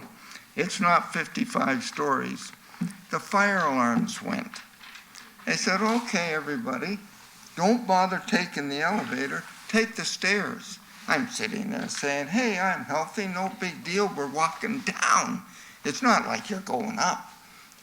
You don't want to walk down 55 stairs. You won't make it. It's unbelievable. You sit there and say, hey, I'm going down. Pound, pound, pound, pound. And the next thing you know, you can't make it. I'd hate to be in that building if there's a fire. And I haven't seen a fire truck yet in Brampton or in Toronto that can get that high. So I would be very concerned about living on the 55-story building. But some people are going to do it. You've got problems with height, wind shear, parking, so many problems with this height. And there's 2 of them, a 55-story building, a 50-story building, 20-story for seniors. Oh, I love that. I could be in there. That's it. Thank you very much for listening to my whine. Thank you for your delegation. Please do not buy a telescope. Azad, please come up and let us know your interest in Burma. Yeah, thank you so much. When I'm here, I should get this opportunity to raise my concern about this particular project too. You know, how much the road can afford, how much traffic the road can afford. And you have created the bike lane in this area. Bike lane. You are taking away from the Queen Street the traffic flow by putting the bike lane. See the Chinkuji Park around. See the Bramley City Center crowd. Where? What's your plan? Where you want to see the city? And enough. Please stop it. Discourage that kind of project. See the healthcare in Brampton. You are bringing the people, tons of people here. Do you have a plan to provide the healthcare?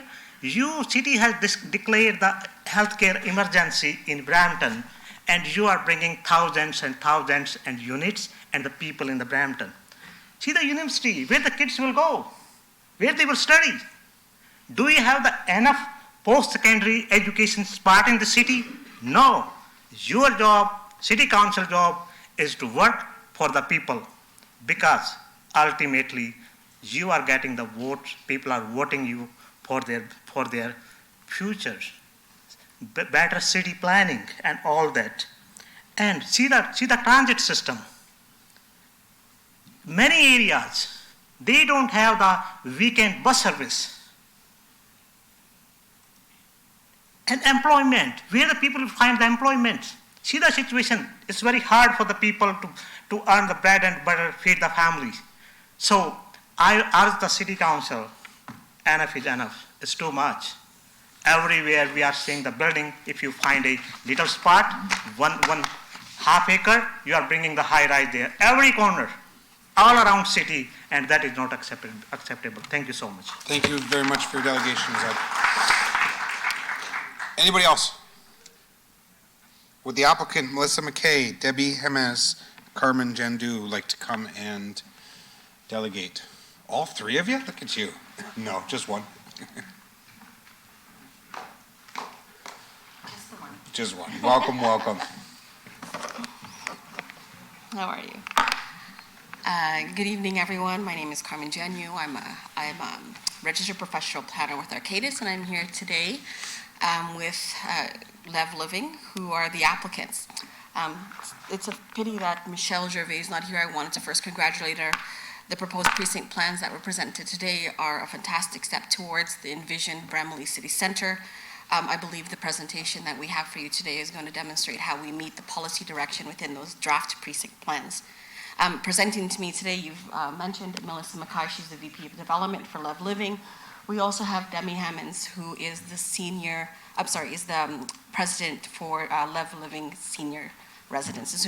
And I realize that we only have 5 minutes for the presentation, but hopefully we will have another minute for Debbie to come up and give just an update on how the operational Shorten yours by 4 minutes. Shorten yours.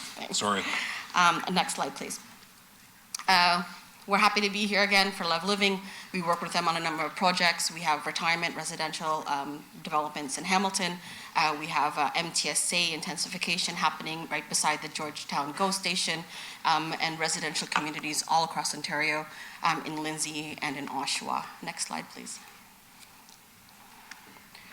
Mr. Padilla provided a really great explanation of the surrounding context and what we are proposing to achieve for this location. I want to identify that the site is located within the middle of 2 MTSA areas and within 400. The blue central eclipse is a 400-meter walking distance radius of many retail parks, services, the future TMU campus, and other public services and community services that will facilitate and service the future residents. Part of the zoning application is to increase the permitted amount of residential units, next slide please, to over the 1,000 that's permitted, and also identify the FSI at 8.15, and then also include the permitted uses for the retirement homes. The permitted uses right now allow for 1,000 units, so we were just looking to increase those for those uses. Our proposed development will bring in 1,500 plus units. It will be 1,238 residential, 300 residential care home units, and 496 square meters of commercial space. These are in 3 towers, the 55, 50, and 20, all on a shared podium. We've got 996 parking spaces, all within the podium and underground levels, and we've also accommodated for 886 bicycle parking spaces within those parking levels. Next slide, please. As you saw from Mr. Vay's presentation, the draft Bramalea City Centre Precinct is planned and designed to be a vibrant and regional mixed-use destination that's interconnected and transit-oriented. And it's our opinion that this development achieves this plan. Next slide, please. There are 2 key pedestrian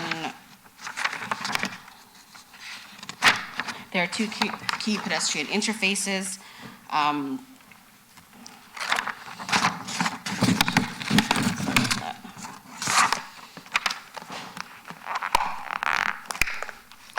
There are 2 key pedestrian interfaces that this subject property deals with, and that is Peel Centre Drive as well as Queen Street East.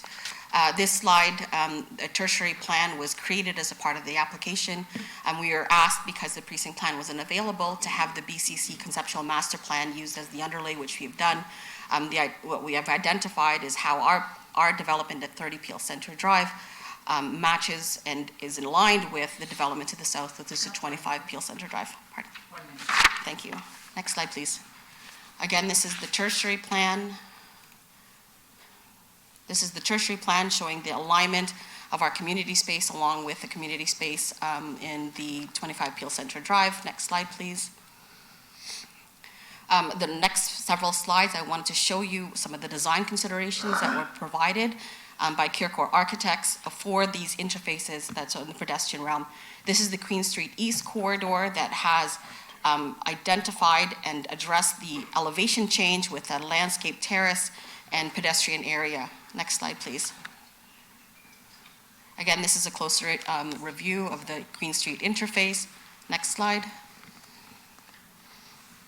And this is a central piazza, which I think is a really great pedestrian connection to Peel Center Drive, which is a major pedestrian corridor.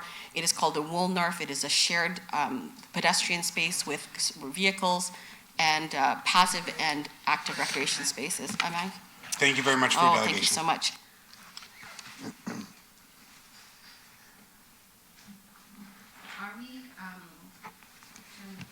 The only thing you can do now is stick around towards the end of the meeting, and if you want to ask any questions, we have a public question period.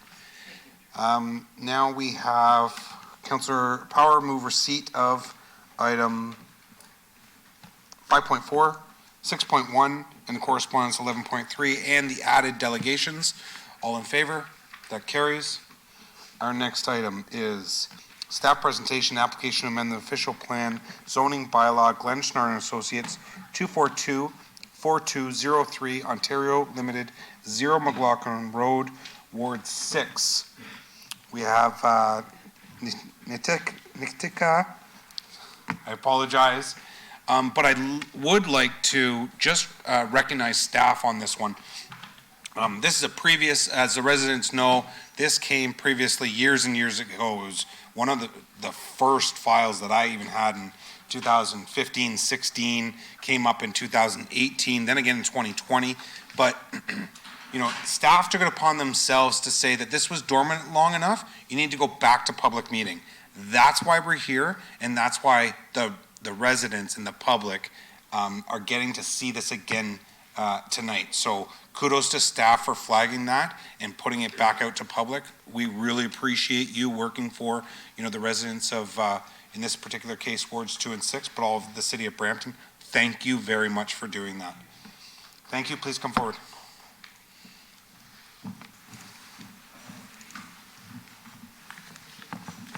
Where's the mic?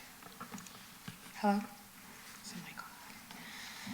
Good evening, Chair, Vice Chair, and members of the committee, members of the public, and city colleagues.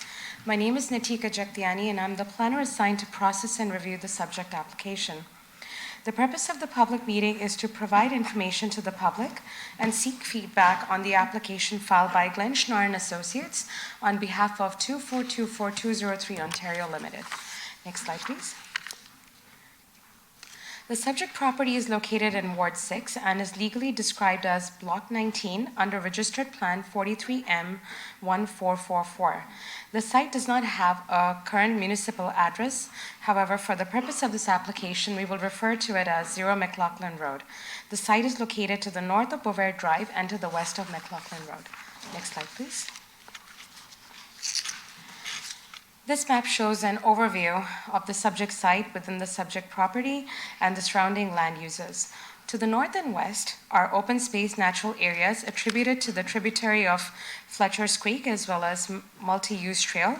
To the south is existing low-rise residential dwellings, and further south is a commercial plaza. To the east is McLaughlin Road, beyond which are industrial and commercial uses. Next slide, please. The following shows an aerial image of the subject site. The subject property fronts onto McLaughlin Road, which is a minor arterial road. Next slide, please.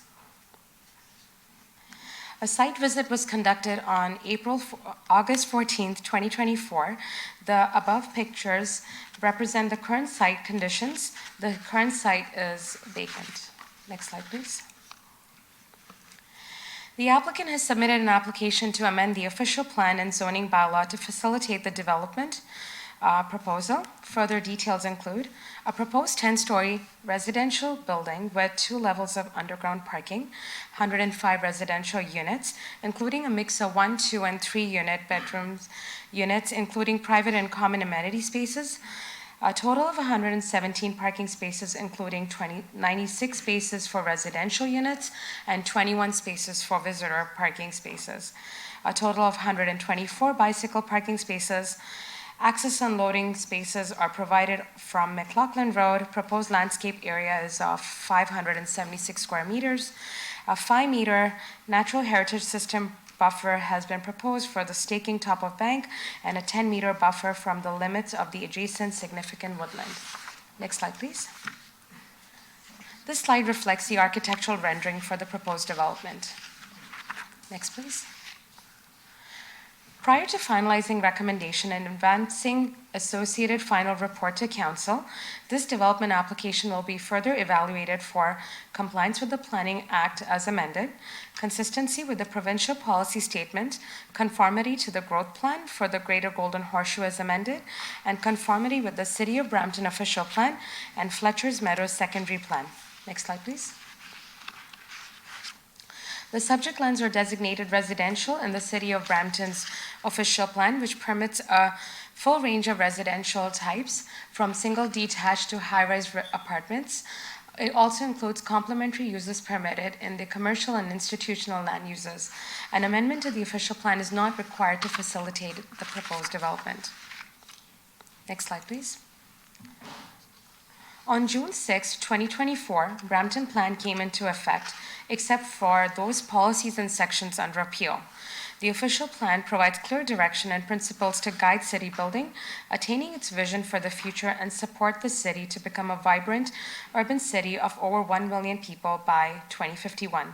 The subject site for the proposed zoning bylaw amendment is designated community areas and support corridor within Schedule 1A city structure of the Brampton Plan, and furthermore, neighborhoods within Schedule 2 designations of the Brampton Plan.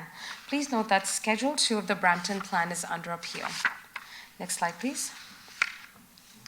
The subject lands are designated as medium cluster, high density residential in the Fletcher's Meadows Secondary Plan Area 44. This designation permits multi-use residential build form to a maximum of 124 units per net hectare, which is 50 units per acre. However, an amendment to the secondary plan is required. Next slide, please.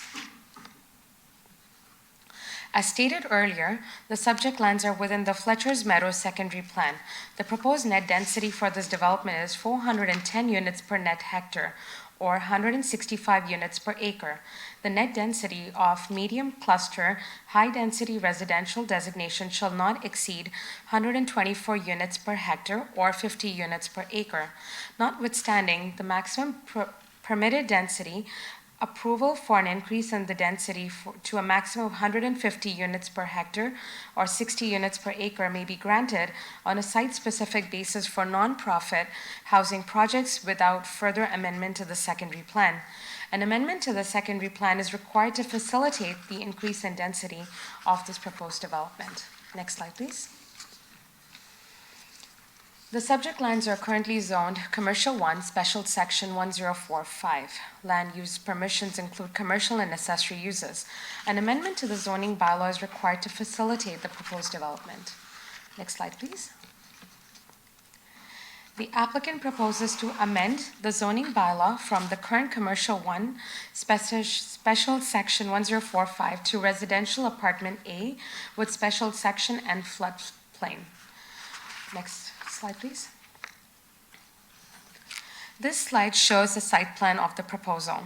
At this time, preliminary issues and considerations that will need to be addressed include ensuring appropriate height, transition, and building setbacks are implemented through the official plan and zoning bylaw amendment process, an increase in density and traffic on McLaughlin Road due to proposed development on subject lands, loss of green space and conservation of natural habitat, and matters such as traffic, servicing, wind, shadowing to be deemed to be appropriate for the development of the area through the site plan stage. Next slide, please.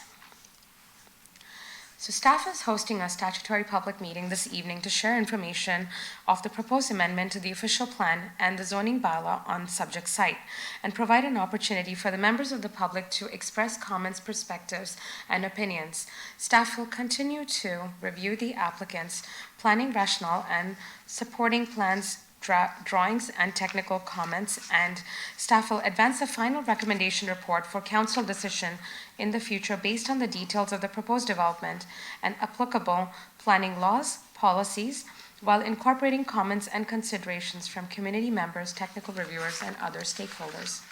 Staff will also follow up with members of the public and other stakeholders who have spoken, written in, or advised of an interest in monitoring this proposal. Next slide, please. For more information on the development proposal, the applicant's submission material, including architectural plans, drawings, and other supporting studies, are publicly accessible through the city's BramPlan online portal. Please type the file number of the application in the required field. In this case, it's OZS 2024-0046. This brings up the file page, where by clicking the File Info tab, you will be allowed to view all drawings, documents associated with this development application. Next slide, please. This public meeting presentation will be available online as part of the Planning and Development Committee meeting minutes shortly. This final recommendation report will be posted on the city's PDC meeting agenda in advance of the future meeting. For any questions or comments about this development application, please contact myself, my manager, or the applicant, Sebastian Alzamora from Glenschnor and Associates, Inc., who is representing the owner of 2424203 Ontario Limited. The corresponding contact information is shown on the screen. That concludes my presentation, and I hope you have a wonderful evening. Thank you, Nitika. Thank you very much. We are going into the delegations. Our first delegation is Ranish Chatta. Is Ranish here? Is Ranish online? I don't see. Okay. Tony Farah. Tony, come on down. You have 5 minutes.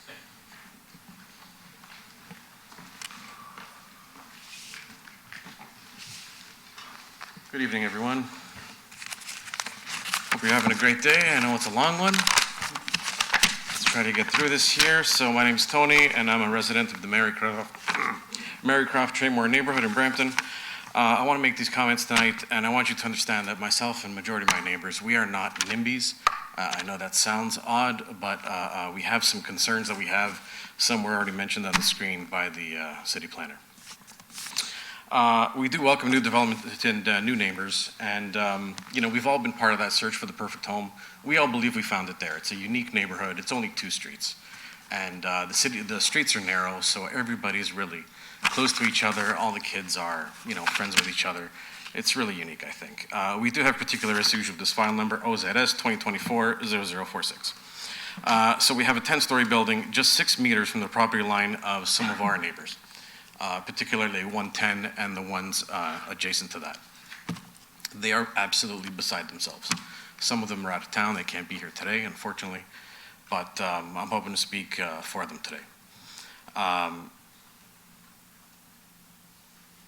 We want to ask the city to revert this back to a commercial property, and there's a reason for that. It's a 3-story commercial use, currently as is zoned. It is not my comments or my neighbors that matters here. It is the plans that you as councillors or previous councillors have set forth. It is your own objectives that we need to try and reduce SOV, single occupant vehicles, and therefore reducing traffic on the roads. That's great. The number one reason why people have a car is to get to and from work. I think this is understood by everyone. You don't have to agree, that's fine. But by creating more housing like this in every single pocket that we have, we all know we need more housing. Obviously, we know what's out there, what the problems are, we all get it. But this is currently zoned commercial, and we're suggesting we keep it that way, because if it is zoned commercial, it will keep some of those jobs here. If we have a 10-story building full of potentially 200-300 people, guess what? They're gonna need a job somewhere, I would hope. And most likely, they're going to choose the car. I know that the city is trying to actively promote trains and buses and the LRT and bikes, but as of now, people are defaulting to the car. And this is an issue. And of course, I'm referring to the Transportation Demand Management Plan, Technical Report number 6, and the Brampton 2040 vision that states that these are goals that have already been set forth. We are asking that if the zoning changes to residential, that it be a height abatement of no more than 5 stories. Like I said, some neighbors are completely beside themselves that this would be happening right in their backyard. A 10-story building that can see everything that you're up to. And it's just heartbreaking to hear people say, you know what, if this gets built, I'm moving. I'm going somewhere else. And I mean, after all the work and effort that people put into finding a home, getting a home, maintaining a home, it's just heartbreaking to me, right? So I don't think that's fair at all. Part of the issue with the parking is we don't feel it's enough to begin with. And you have to appreciate that one side of Marycroft entirely does not allow any parking at all. So parking is very tight as it is. Why do I mention this? Because again, people default to the car as their primary mode of transportation. When that parking lot is full, which we believe, thank you, we believe is not enough spaces, they're gonna come to Marycroft Court, and it's just gonna become perhaps even double parked all over the place. So that's gonna be something. We call parking enforcement all the time on our road, and they can only help out so much because I know that they are overtaxed as well. I get it. There is a proposal for a electrical transformer or generator, only 6 meters from 110 Marycroft. This would be on the very narrowest piece of the proposed site. And I'm not sure if that involves any noise or vibration of any kind. I would hate to be the residents of 110 right now. Like I said, they are just beside themselves. One more thing I wanted to ask though. I'm not sure if this area is part of an MTSA. No, it's not, right. So maybe it's not part of an MTSA because we should not be having such a tall building. And I'm available for any comments or clarification. Thanks, Tony, for your delegation. Our next delegation is Payal Mehta. Payal? Hi, I'm here. Hi, welcome, Payal. Thank you, Tony, for speaking on the behalf of us. We are the residents of 110 Marycroft, the most impacted. The first house on the court and the house that is going to be the most impacted. We are just a small family of 3, and we're just blessed with a daughter this April. We moved from Toronto, the well-known concrete jungle, to Brampton very recently, and love the small community that we have moved into. We love the green area around the property and are concerned about the new construction right behind our property. It will majorly impact our day-to-day life as a community and the residents of 110 Marycroft. Both our entrance and backyards are going to be exposed to this new construction. This will be very intimidating for all our community and us as well, for private events in the backyard or kids playing in the backyard, as all of our backyards do face the new construction, and especially mine. The invasion of privacy, as we already have 2 plazas around us, and there's a lot of traffic moving into our community. There is hardly space for our visitors or contractors parking on our street. And the third point is noise issues. We already have a lot of noise issues all night since we are so close to such a major intersection, McLaughlin and Bovade, from cars speeding to loud music. And just to add, last week Thursday, there was a private sports car event right opposite our house in the plaza where there was like loud music playing from the hours of 9 p.m.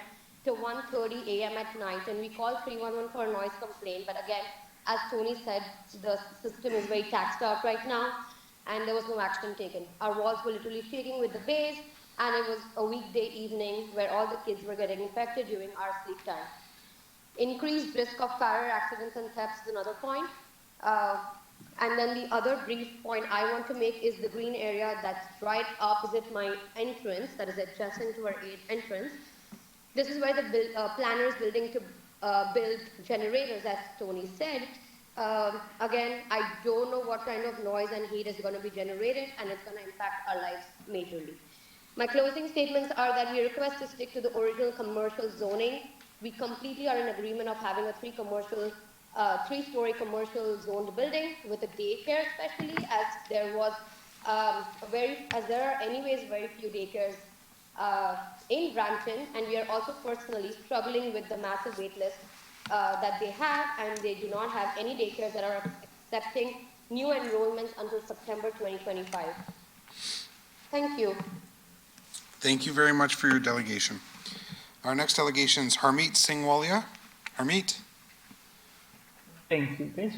So I just want to re-emphasize the points that have been raised by my neighbors.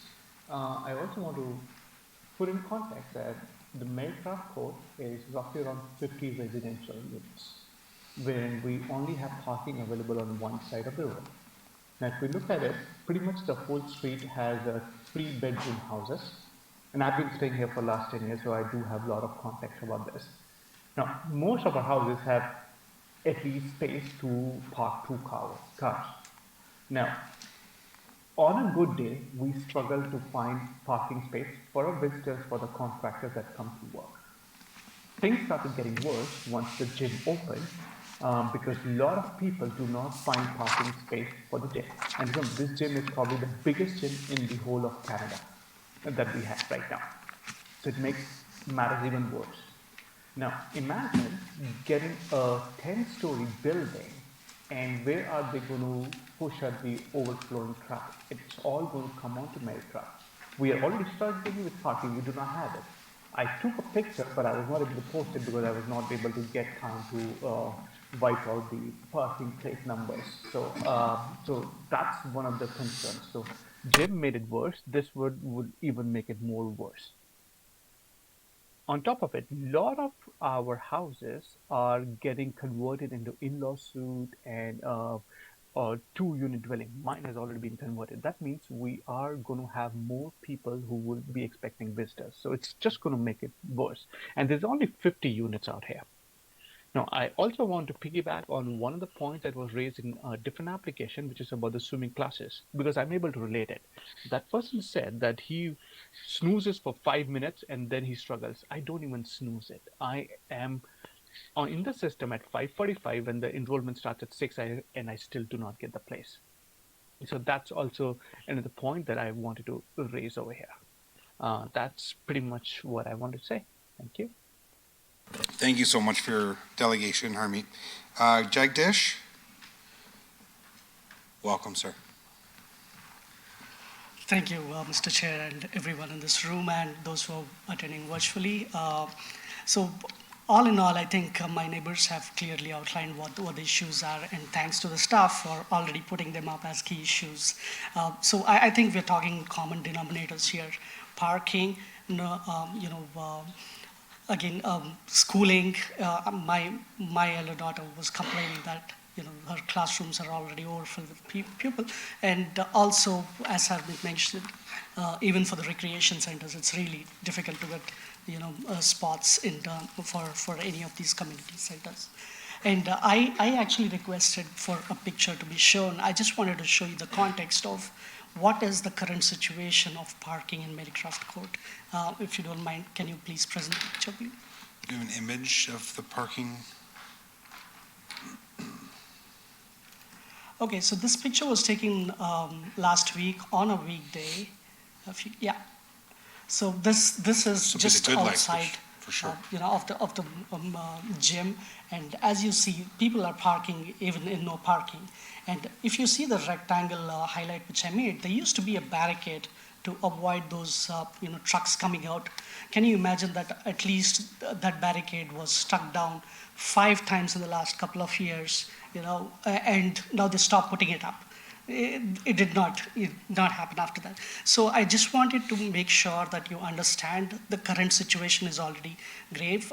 It's already overflowing, and as all my neighbors mentioned, it's just 50 housing. So it's a small area. We have nowhere to go. No one has nowhere to go because there is no exit. It's a court. So I just wanted to reiterate these common denominators which we hear all throughout. Thank you. Thank you very much. Just to let you know, Jagdish, Councilor Brar and myself know the area very, very well. Okay, thank you. That's our registered delegations list. Now I'll ask. We have one more. No, he's the applicant. I would like to ask Azad to sit back down, and if any other residents that would like to come down, I'm looking at you because I know you want to come down, so come on down. And if there are any other residents in the area that would like to come down and delegate on these items.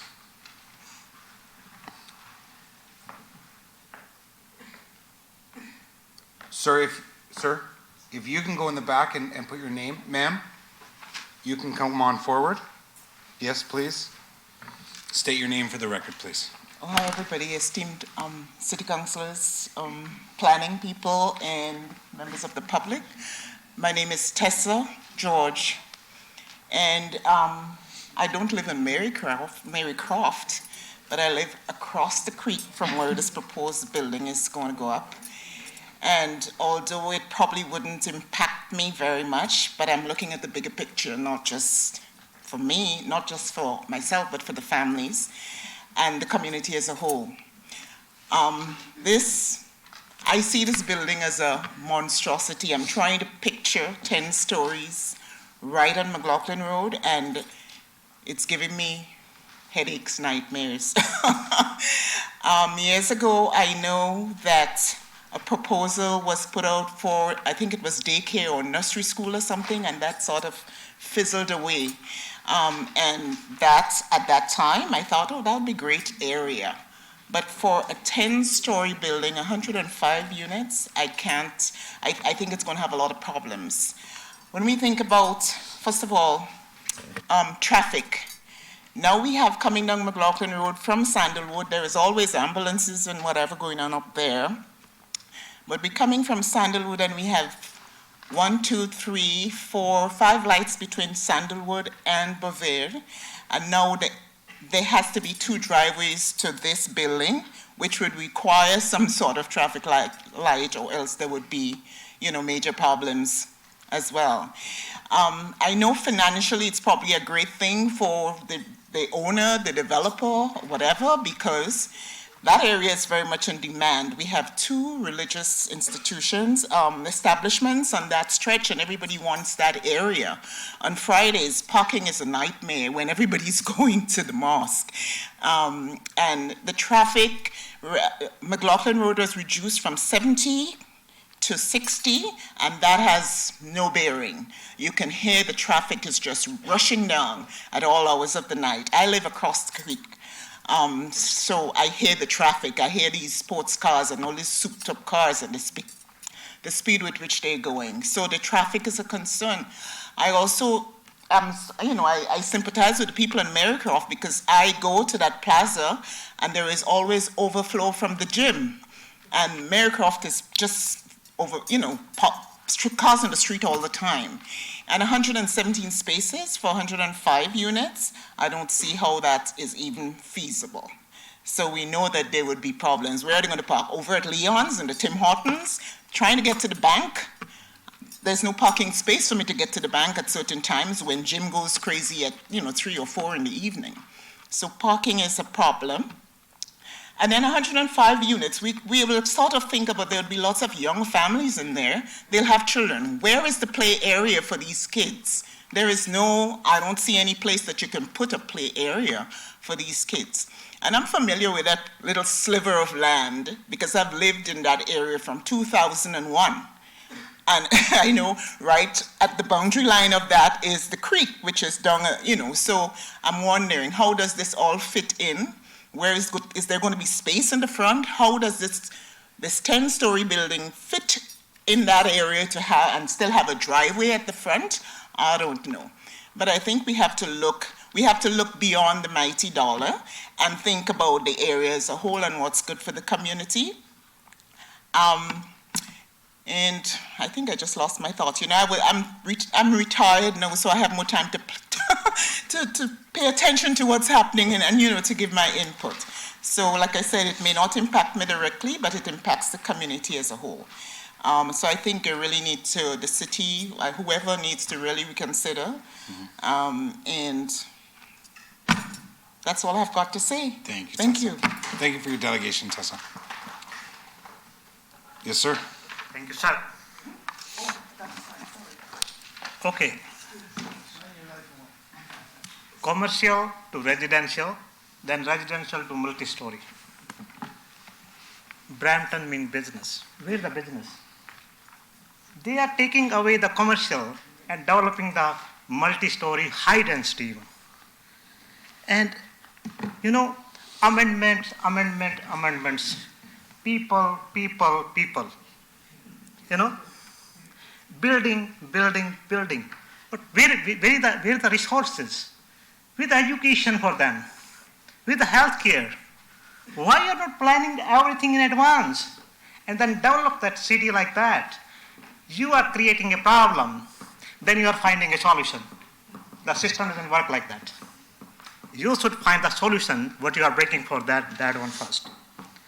And you are taking away the road parking.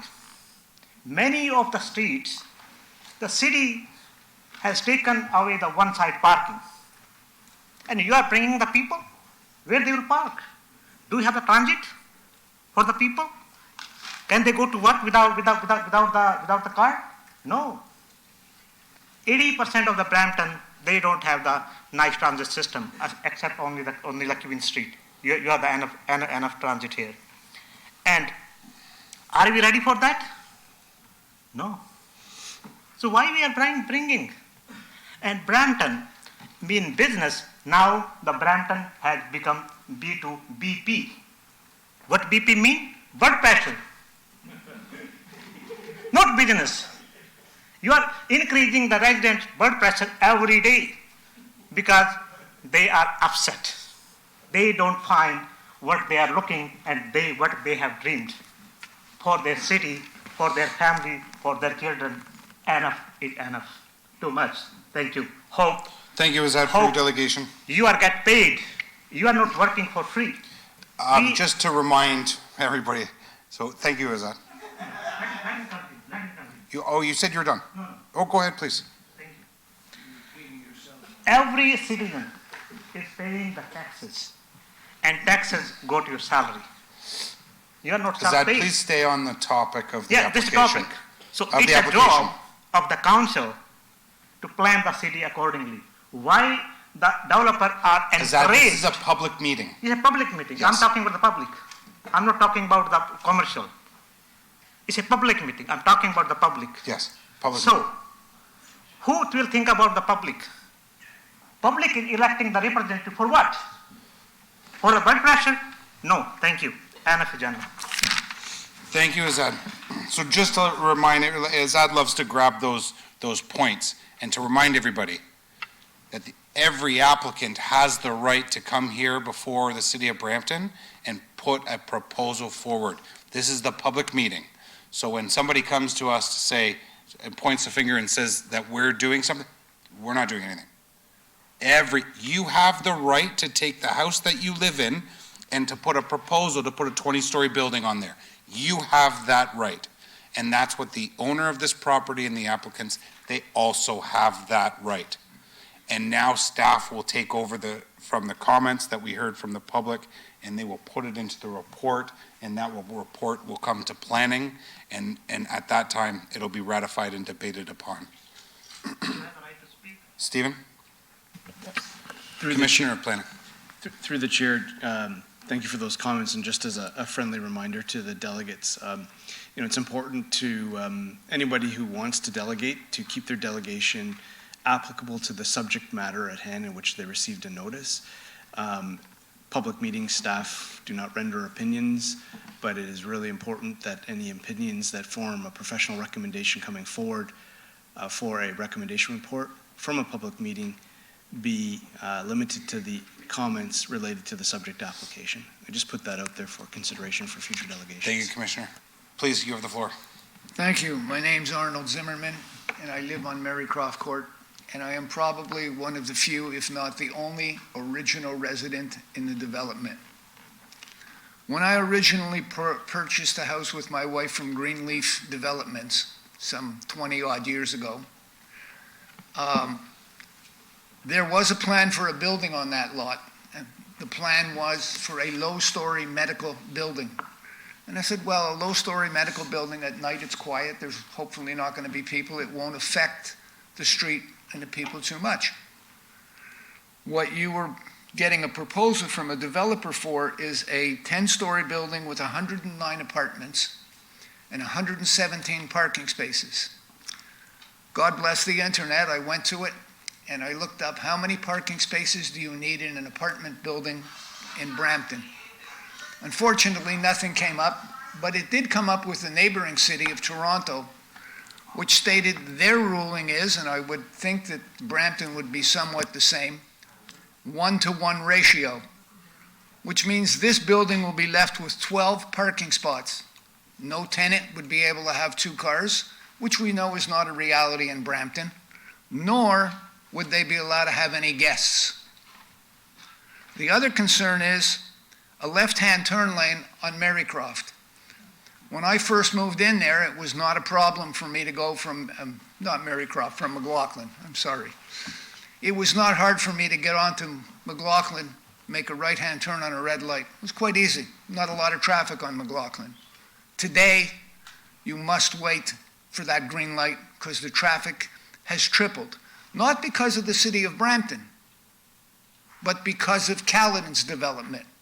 And that affects us very heavily. The traffic is enormous now. I feel sorry for the school kids that stand on McLaughlin waiting for the bus. Okay? So, if you go to the corner of McLaughlin and Beauverde, I call it crash center because there's always an accident there. What's going to happen when we have a left-hand turn lane? We have increased traffic from the 2 churches up the street, okay, which creates a problem. The gym, has been said before, they overflow into the shoppers area, they overflow into the bank. You can't go to the mailbox and park during the day, get out and get your mail, because all the gym cars are there. Half of Marycroft has no parking on it. So that becomes a very, very serious concern. How many people are going to park on Marycroft? And is it going to bring more people around to want to check cars to break in? I've had my car broken into. So that becomes another big concern. The other concern is it was always a nice, quiet street. Now you're going to have a 10-story building in your backyard. And I literally mean in your backyard. So I really would like to ask the city to really consider it carefully. And I just want to put a little note in. The last time I attended a planning meeting was at Queen Square building. And I don't think there's a person sitting here that ever went to a city council meeting at Queen Square building. Probably some that didn't know it existed there. And at that time, city council made a decision, and the group that I was with, it was favorable to us. And I certainly hope that the city will use their wisdom again in denying this permit, or at least reducing it to a reasonable amount with reasonable parking spaces, proper type of access, and what we need to keep our community safe and good. Thank you. Thank you very much for your delegation on that. I'll be looking over to Councillor Brar, and we'll be definitely making some inquiries as to the parking across from Good Life, for sure. I'd like to, anybody else like to come up, asking questions? There was somebody online, sorry. We have a Navdeep Gandhi online. Navdeep, are you there?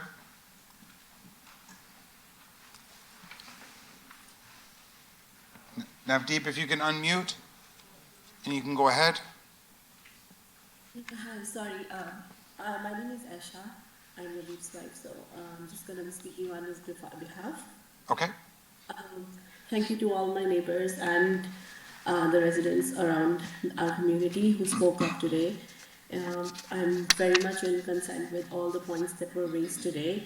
I would just want to add another point which we think is also going to be affected along with the traffic and everything else which is mentioned. which is our environment. I feel it's going to be a major impact on the environment as well with this new development. It could result in the loss of green spaces or impact negatively to the local environment. Increased urbanization often leads to more noise pollution and a reduction in natural areas for the residents to enjoy. So that's one point, and another will be definitely there's going to be some strain on the infrastructure and our services. Adding almost 165 more units will put additional strain on the existing infrastructure, including roads, water, and our sewer system, which may not be equipped to handle this increased demand. And there's going to be concern whether our local emergency services such as fire, police, because looking at the situation right now, there's always some requirements for our police services, fire services because of accidents, road accidents and situations. So with the increased traffic, will they be able to reach on time for these situations when arise? Unfortunately, they're increasing day by day. So that's another important factor, I think. And yeah, these are the couple of points. And this is not a very major point, but then it is definitely going to impact our property value with overcrowding situations in the neighborhood. This is definitely going to be a little less demand of people moving into if someone wants to move out of the situation, out of the community, there's going to be a situation when we are selling our houses. The property values are going to be impacted, and this is like on the last of our list, but we have to be, transparent and looking for a future. If this keeps on going, people would want to move out, right? So that's one more point, and thank you so much. Thank you very much for your delegation. That concludes that item. We're going to move receipt. Councillor Brar will move receipt of the staff presentation application amend the official plan zoning bylaw. Glenn Schnarr. So, oh no, we still have Colin Chung. Colin, are you there? Yes, I am. Hi, Colin. You have 5 minutes. Oh no, I don't have anything to. I will work with your city staff to discuss and resolve these comments made by the residents. Thank you. Okay, thanks, Colin. Rajneesh is present now, so we're going to go back. Caller number 4. Rajneesh, are you there? That one, yep. Hi. Hi, Rajneesh. Go ahead. Yeah, hi.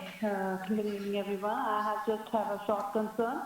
I've been living at 46 Sunnybrook Crescent, where this new building will be on back of my house. When I bought it, then we paid for the ravine lot extra to the seller. So by making this building, how it is going to impact our house value, and how the city, if the building will be there, how the city are going to compensate our prices. That's all. That's our major concern. Thank you. Okay, thank you so much for your delegation. Thank you. Those conclude our list of delegations. Been moved by Councillor Brar that the staff presentation application amend the official plan zoning bylaw Glenn Schnarr Associates 2424203 Ontario Limited 0 McLaughlin Road Ward 6 be received along with delegations 6.3 and added delegations and correspondence 11.4. All in favor? That carries. Our next item is 5.6 staff presentation application amend the official plan zoning bylaw Malone Given Parsons HBNG Holtburn Group TAC Holtburn Block 140 Inc. Northeast quadrant of Queen Street East and Gore Road Ward 8. And we have Charles here. Welcome, Charles. And then we have a few delegations on that one as well.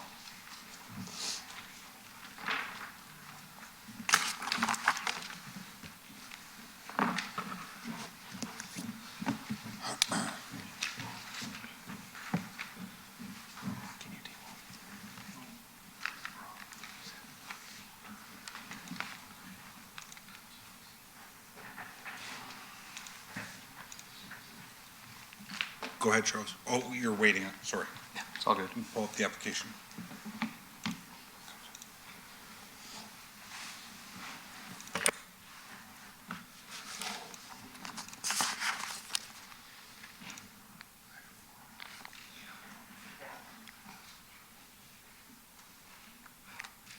Good evening, Chair, Vice Chair, members of the committee, members of the public, and city colleagues. My name is Charles Ng, and I am the planner assigned to process and review application number OZS 20240037 for the property located on the northeast corner of the Gore Road and Queen Street East.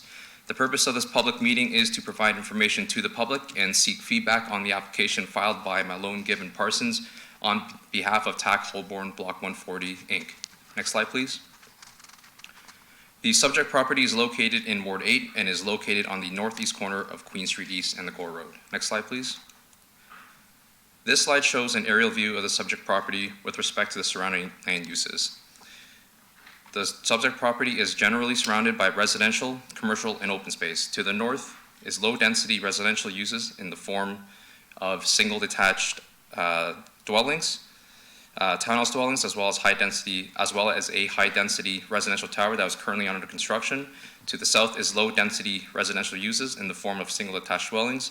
To the east is open space lands regulated by the Toronto and Region Conservation Authority. And to the west is commercial uses, including a grocery store, hotel, restaurant, personal service shops, and a convention center. Next slide, please. The subject property is currently vacant, with some portions of the land currently being used for construction purposes. Near the east property line is a building with a parking lot that is intended to function as a future sales office. Next slide, please.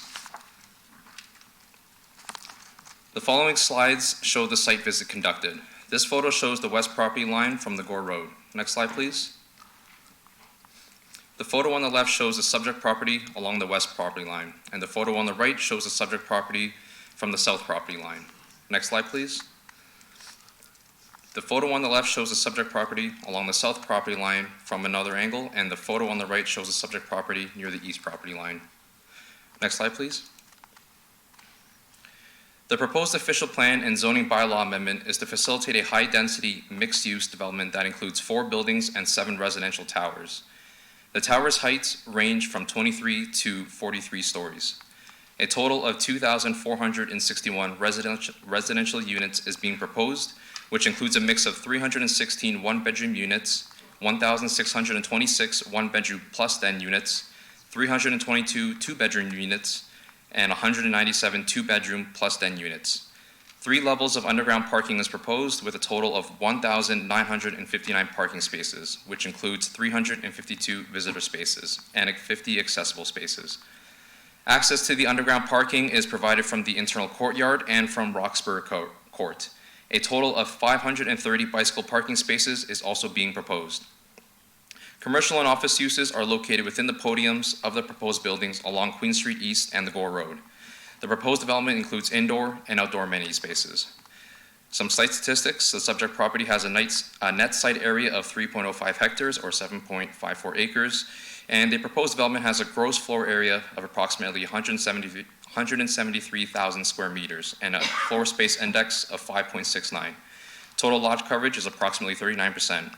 Approximately 3,200 square meters of commercial retail space and approximately 4,500 square meters of office space is provided, and approximately 6,200 square meters of total amenity space is proposed, which includes 3,700 square meters of indoor amenity space and 2,500 outdoor square meters of outdoor amenity space. Next slide, please. Prior to finalizing recommendations and advancing the associated final report to Council, this development application will be further evaluated for compliance with the Planning Act as amended, consistency with the provincial policy statement, and conformity to the growth plan for the Greater Golden Horseshoe as amended, and conformity with the City of Brampton Official Plan 2006 and the Brampton Plan 2023 and the Bram East Secondary Plan, as well as the principles of Brampton 2040 Vision. Next slide, please. The subject property is designated office and special policy area 19 in the 2006 official plan. Within the office designation, a range of employment, office, and retail uses are permitted, including major offices, businesses, and other professional offices. Also permitted are hotels, motels, convention centers, accessory uses including personal service shops, convenience retailing, food and beverage establishments, recreational uses, public institutional uses, other business support activities, and some limited residential uses subject to compatibility.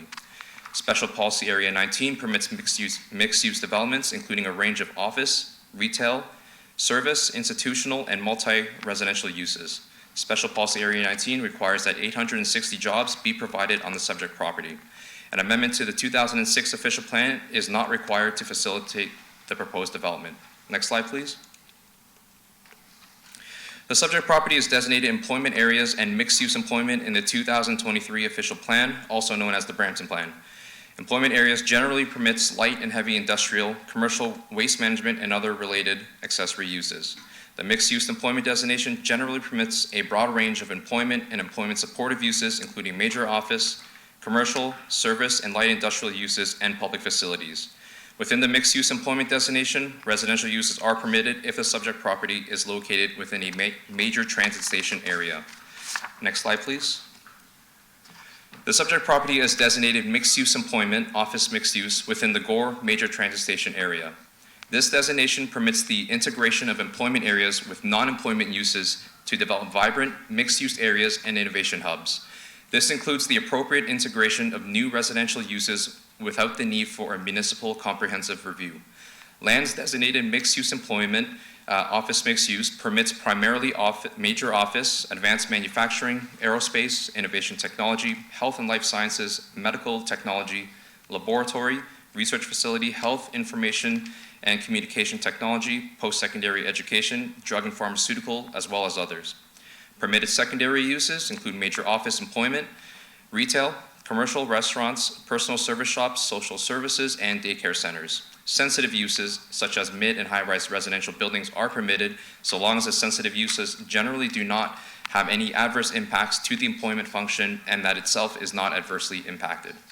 I want to note that the major transit station area is approved, but some aspects of the Gore Major Transit Station area are currently under appeal. Any issues regarding land use compatibility will be addressed through the secondary plan, which is anticipated to be updated in the near future. Next slide, please. The subject property is also located within Special Policy Area 3 of the Brampton Plan. Special Policy Area 3 intends that the subject property maintains higher order and higher density employment uses, which includes accommodating 860 jobs on the subject property. Permitted uses are complementary commercial and business support uses that are located within office buildings. The minimum height of buildings along the Gore Road and Queen Street East is 3 stories, and intensification will be focused at the intersection of the Gore Road and Queen Street East. An amendment to the 2023 Brampton Plan is required to facilitate the proposed development. Next slide, please. The subject property is located within the Bram East Secondary Plan and is designated Employment Office Node and Special Policy Area 19 Office Node.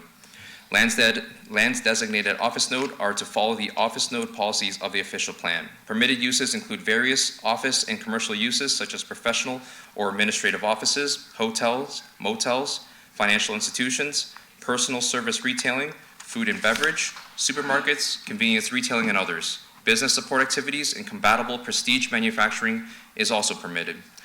Individual offices are restricted to a maximum floor space index of 1.5, and retail and service uses within office buildings are not to exceed 20% of the gross floor area.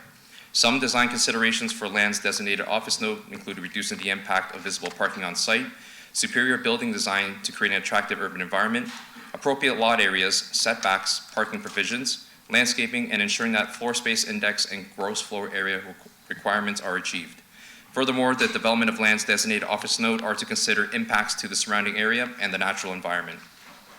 Lands designated Special Policy Area 19 have additional provisions. This includes the requirement of the provision of 860 jobs on 3 hectares of land that the intersection of the Gore Road and Queen Street East shall be a focus for intensification and function as a urban focal point exhibiting superior architecture and design. That buildings along Queen Street East and the Gore Road shall be accessible, pedestrian-friendly, and have a minimum building height of 3 stories, and that complementary commercial and business support uses are permitted to a maximum percentage of floor space within office buildings and shall not count towards the employment target of 860 jobs. An amendment to the Bram East Secondary Plan is required related to the provision of 860 jobs. Next slide, please. The property is zoned commercial with special section Ontario Regulation 171-20. The permitted uses and provisions are described in Regulation 171-20. Within 171-20, the subject property is zoned commercial. The commercial zone provides for a high-density mixed-use residential and employment and office development. The employment uses are to contribute to the provision of 860 jobs. Permitted uses include an office with accessory uses. That includes retail establishments, convenience stores, personal service shops, a banquet hall, dry cleaning, laundry use, restaurants excluding a drive-through, commercial school, community club, health and fitness centers, day nursery, art gallery, and painting and copying establishments. Other permitted uses include a research and development facility, hotel, and conference center. This zoning permits residential uses in the form of single detached dwellings and supportive housing residence type 1. An amendment to the zoning bylaw is required to facilitate the proposed development. Next slide, please. The proposed official plan amendment to the Brampton Plan seeks to amend page 410, section 3, subsection A in a manner that allows permitted non-residential uses to be located with permitted residential uses in the same building in a mixed-use configuration. Specifically, that major office and other non-residential uses may be permitted in mixed-use buildings together with residential uses. Staff will continue to work with the applicant to ensure that the proposed official plan amendment is in conformity with the applicable official plan policies as they relate to the provision of employment uses and job requirements for the subject property. Next slide, please. The proposed secondary plan amendment to the Brampton secondary plan seeks to amend section 3239B in a manner that allows for permitted complementary commercial and business support uses to count towards the achievement of 860 jobs on the subject property. Specifically, that complementary commercial and business support uses are permitted but are restricted to a maximum percentage of floor space within office buildings in accordance with the provision of the implementing zoning bylaw. A mixed-use development is permitted and may include a range of office, complementary commercial, business support uses, and residential uses. Next slide, please. The proposed zoning bylaw amendment seeks to amend Minister's Zoning Order Regulation 171-20. The amendments are as follows. Amendments to seek section 3, subsection 3 to include a medical professional office, apartment dwelling, takeout restaurant, grocery store, supermarket, and home occupation as a permitted use. Amendments to section 3, subsection 4 to include the removal of the minimum gross floor area requirement for the commercial zone, decrease the minimum yard to 2.8 meters, decrease the minimum yard abutting a residential high density or open space zone to 7 meters, decrease the minimum landscape area to a lot line to 0.5 meters, decrease the minimum landscape area to the lot line abutting the Gore Road and Queen Street East to 1 meter, and the addition of a minimum setback of 0 meters for underground buildings or structures to all lot lines. Next slide, please.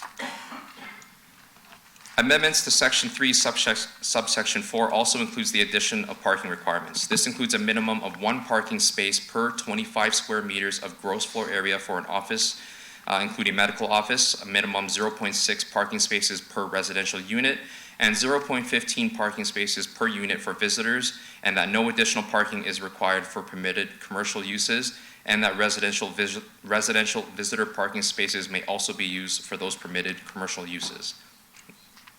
Next slide, please. At this time, city staff have identified the following key issues and considerations with respect to the proposed development. Alignment with the Brampton Plan's designations and visions, as well as the general intent and function of the Gore Major Transit Station area, the appropriate provision of 860 jobs in keeping with the employment designation, potential to support transit and transit investments, appropriate provisions of a mix of housing, potential for wind and shadow impacts, appropriate provisions for office and commercial uses, creating vibrant, resilient, livable communities, and developing a positive and animated streetscape along Gore Road and Queen Street. Next slide, please. Staff is hosting a statutory public meeting this evening to share information of the proposed official plan and zoning bylaw amendment on the subject property and to provide an opportunity for members of the public to express comments, perspectives, and opinions.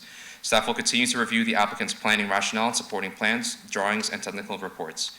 Staff will advance a final recommendation report to Council's decision in the future based on the details of the proposed development and applicable planning laws and policies while incorporating comments and considerations from community members, technical reviewers, and other stakeholders.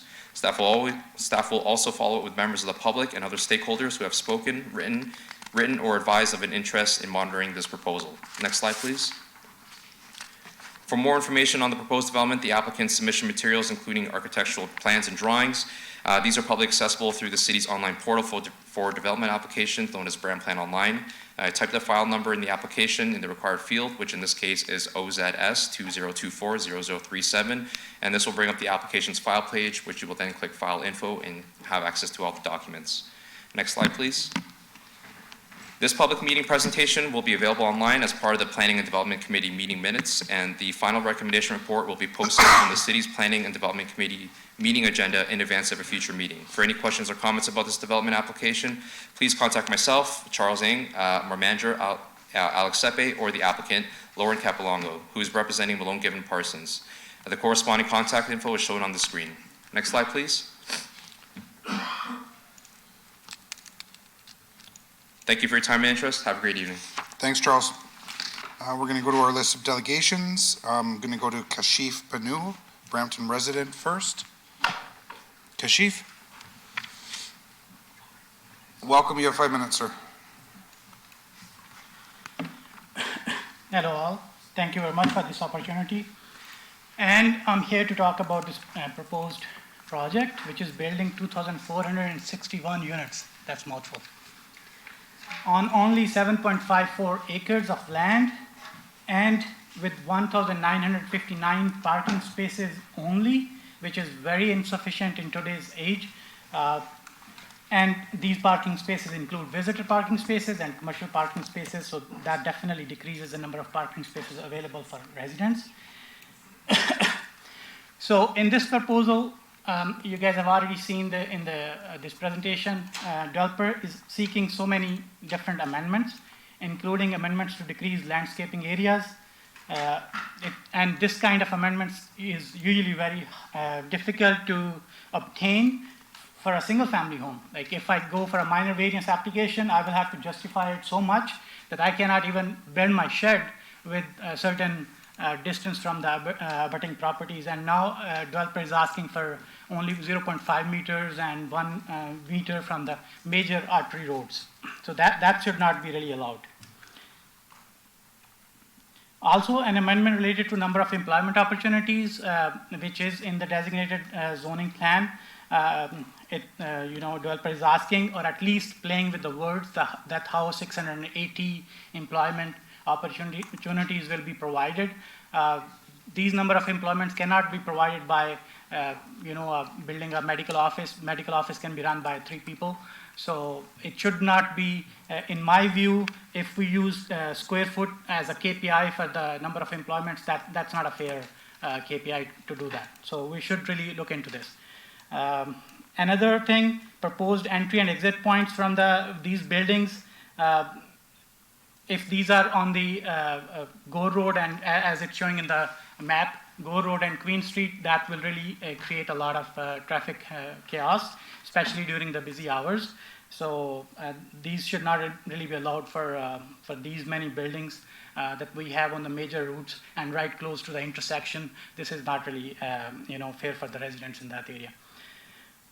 And in general, I have some points. So this area is not really ready for this kind of development. It's not a downtown. It doesn't have those amenities which are required to support these number of residents. So there are not enough public and commercial facilities in the area. Kids' rec spaces gets booked 15 minutes after public access is opened, and the rec center is a smaller rec center is like about 10 minutes from here. I think maybe 6 minutes, and another rec center, Gore Meadows, is about 10 to 12 minutes away from this area. But these facilities get booked like within 15 minutes when they open spaces to the kids. There are no parks in the area, and a small park which has been proposed in this area, which will be accessible for the single family residents living in that area already, and these multi-story residents. It's a small parkette. This is not good for a human. It can be called a dog park for the small size of it, how it's being proposed. So this should be really considered as well. And there is no school in this extended neighborhood. Kids get bused to the extended neighborhood schools which are away, and obviously kids have to come wait for the bus. So imagine busing those many new kids in the area if they will have those many units built there. Shopping places appear it's Boxing Day every day. You can do it. Sorry, only 1 minute left? Yeah. Okay, thanks for reminding. Yeah, so if you go to any shopping place, it looks like it's a Boxing Day there. And the streets are full of parked vehicles, especially after hours, in the evenings and on the weekends. So this will bring even more parking, cars parked on the streets. Garbage in and around the bins on bus stops show signs of overcrowded and unmanaged places. This is not a good sign for the neighborhood. We should really look into it. And our city is already being labeled as sleeping city. We do not need more beds. We need more workplaces and recreational places. And I think this is a better place to start that kind of removing those negative labels on our city. We should really work for that. I have some other things, like there are questions which should be submitted to the developer, how kids will go to the schools, where kids will play, and is the public transport enough to really provide the services to all these area residents. So thank you very much. Thank you very much for your delegation. And if you do have any other questions, you can submit them to Charles, and he's more than happy to take them and answer them during the gentleman up here with the two young kids. Sorry, Chandra. This gentleman here, are you here to delegate on any other items? Oh, for this one. Then come down now, and then you can get your kids home. No problem at all.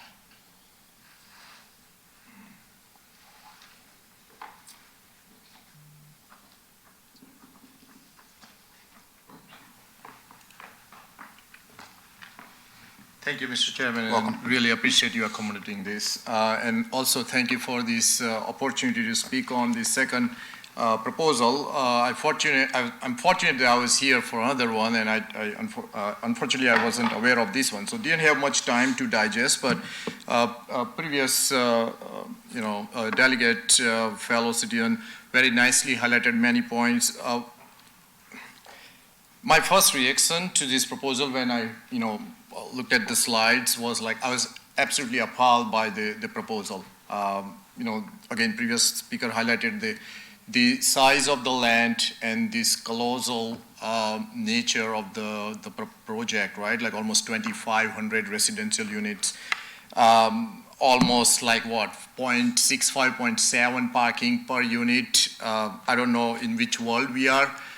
Planning this particular project. Is this, like a kind of a third world country where we are trying to help in improving situation, but at home here, we are creating a situation where we will be then facing, the traffic congestion. Oh, by the way, the traffic part, so the roads were widened, restructured very recently, just over the last 3, 4, 5 years. I don't think they can be modified further to increase number of lanes and all that. So I don't know how this particular project can support traffic at that particular intersection. Forget about another major intersection, Highway 50, Highway 7 just down the road, and many other intersections. Job creation, again, previous speaker very nicely highlighted. And in my mind, the question is it bindable? Like, there is a number thrown, like 860 jobs will be created. Can city really impose this once the development is done? I have a high doubts about, what was suggested. Similarly, public transit. I was actually trying to. I've traveled, almost throughout the country as well as U.S. and Europe and so on. I was trying to visualize where we can have this type of 7 towers of that number of floors without having, let's say, subway system or LRT or so on, just public buses, right? And it could be maybe Toronto downtown, New York downtown, somewhere where you have those type of structures, not anywhere else where, the movement of people cannot be easily accommodated. Sorry, I can't see the time. Okay. Another thing that was kind of coming to my mind was about the size of the units. I don't think it was mentioned in the slide, like what's the size of residential units? And as a city, like do we want to promote, let's say, 400, 500 square foot apartments everywhere? Like then we are actually creating, a situation where we cannot really proudly say that the Brampton is a world-class city where people would like to come and spend their rest of the life, raise their kids, work and enjoy.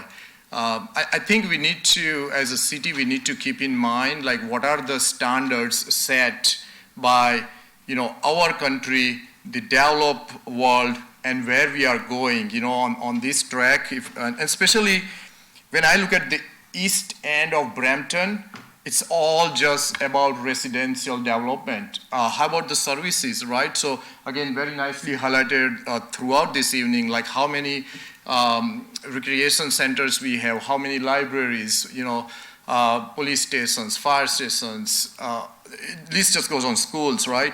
So we need to focus on improving the quality of life, at least in that end of city, if not throughout, rather than just keep developing more. And last thing I want to highlight here as just my kind of take and feeling, and that is, are we trying to just, well, first of all, are the developers trying to, generate as much profit money they can by having this type of, very high density development in a small area, while not thinking at all about the residents or future residents of these facilities. And on the city's end, like, what's the purpose here with, if this goes forward, what's the purpose of the city here? Just to get more income through property taxes, like, if that's the purpose? Anyway, so there are many concerns here, and again, I was shocked with this proposal. But thank you so much again for the opportunity to share my views. Thank you for the delegation. We're going to go, Kashif, we heard, Bhaskar Sagar. Bhaskar? Bhaskar online? Yes, hi there. I'm here on the meeting. Please go ahead. Okay, so as my previous colleague mentioned, like, we has briefly explained most of the things. The main concern is, like, it's 7 towers in such a small area. And in terms of the school, that's a major concern. Like, even the current residents which are living in the City Point, even they have to bus this, they have to go in the bus. So imagine, like, the residents here, and even the 2,500, I don't know how many kids will be there. All these kids, where are they going to go to school? Like, everything is going to be bus. That's like a, bus, recreation, parking, and even the landscaping there. There's no parks, nothing. So overall, like, what we are doing, like, 7 towers, that's like a huge thing. So I strongly oppose, along with all the residents. And of course, my colleagues have mentioned, like, in detail, but I strongly oppose. So that's all I'd like to say. Thank you. Thank you very much for your delegation. Yeah. Do we have a list there that's forming? Okay. Who do we have first on the list? Please come forward.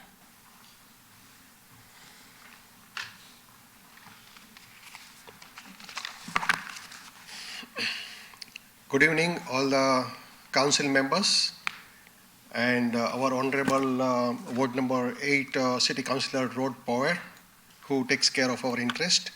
I am Hasmukh, and I live in that neighborhood that is known as City Point E. That's on the intersection of Gore and Queen. I humbly request all the councillors, please do not approve this project of bringing 7 high-rise towers with 2,500 families and 2,000 cars there. Please. Earlier it has been said that we can propose. So I propose this. Please do not approve. The reason being is that, you see, that area, the Gore and Queen, that is the entry in the Brampton. Brampton starts from there. Entire traffic of the 427 offloads there. Have you seen a runway where the plane lands? The runway is wider and then it becomes narrower. The Queen Road and the Gore Road there, it is there, and you are making it more narrow by bringing 7 towers. Don't do that. Make the Gore Road wider, make the Queen Road wider. That is my proposal. My proposal is make the road wider rather than squeezing the road. You are trying to squeezing the neck where the, see, if you squeeze this neck, what would happen? What would happen? Nothing would go inside. There was a camel and one person fed the watermelon. It was choked here. Then another guy came and he broke the watermelon. So that is what city is doing. There would be jam there, chalk there, and the police would come and the inspector would come and start giving ticket and the breakdown. Why would you want to do that? Don't do that, please. So don't create squeezing in the neck of the Brampton. Second thing, try to understand what is our bottleneck is. The bottleneck is the developers are very fast in developing their work. The 2 towers, they were not there like 1 year before, and now you see the two towers already created. 7 towers would take no time to raise there. And where the city? City is very slow, like slug is like bullock cart. They are going with the supersonic speed, and city is bullock cart. Our city appointee that came up last year, we called Road Power, he came to our community, he said the traffic light on the Fogel Road would be installed in 6 months. Now it is 1 year and 6 months, no traffic light there. So this is how the city is developing. now after 7 towers, what would happen there? Now, can he respond to that? We had 50 Kobe's on this, and all Kobe's were shut down because they were similar. Okay, so that was another point. Third point. So I understand, apart from, like city has the housing place, something I read there. But at the same time, city has the responsibility to take care of the people also. Like with this 7 towers, there is going to be overcrowding there, and overcrowding brings all those nuisances like crime and the carjacking and the burglary and all those things. Now fentanyl is available in gummies. So you want that, like all those people, selling fentanyl, and then where is the naloxone? Why don't you create a naloxone center there? That would help people. Save the life rather than destroying life. You try to understand what I'm telling you. Like create something for senior people, like the seniors living there. Where would they go? Create another 7 tower. Oh my God, the park. 1 minute? Thank you so much. Yeah. So my proposal is either build a school there, or build a naloxone center there, or do something where the people can enjoy life, rather than creating overcrowding and bringing all those. Increasing non-social activities and criminalities. Thank you so much. Thank you. Thank you very much for your delegation. Just to let you know that your councillor gave the chair of Public Works the chair of Public Works picked up his phone and is now inquiring about this set of lights. So there you are. Great job, Councillor Power. Our next delegation. Welcome. Thank you. Good evening, everyone, and thank you for this opportunity. I'm the one who's living in the City Point area, 16 Bookton, and we will be directly affected. So this is my concern which I'm raising here. Basically, I'm strongly opposed this plan, mainly due to concern about the public resources, mainly start with the park. So I used to live in the Etobicoke area, and the park, for me, I want to understand the definition of the park. It's not supposed to be a couple of slides and the shade and the green area. That should be not only for the kids under 5, but that should be a place where youth, someone like us, who can play and enjoy. There should be a basketball, tennis, baseball. Those facilities need to be there, which we don't have. Even if we go 10 minutes drive, we don't hardly get those ones. So that's need to be built up. So that's missing, I guess, in this area. And with new construction, it will be big strain on the public resources.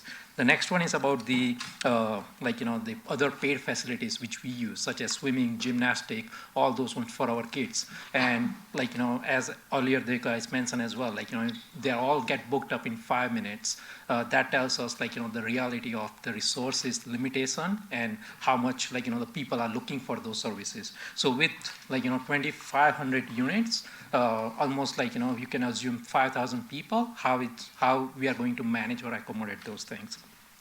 The another thing is about the transportation service, like, that we don't have LRT, we don't have subway system over there.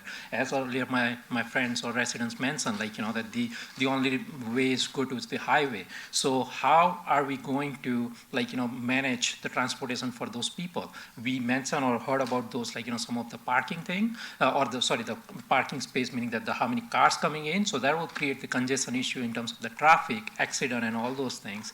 And if you use the transportation, even right now, sometimes I go to downtown and take the bus in the morning rush hour. Many times bus doesn't even stop. I have to change to the GO train, drive through, the GO station, just because the 501 service is not reliable.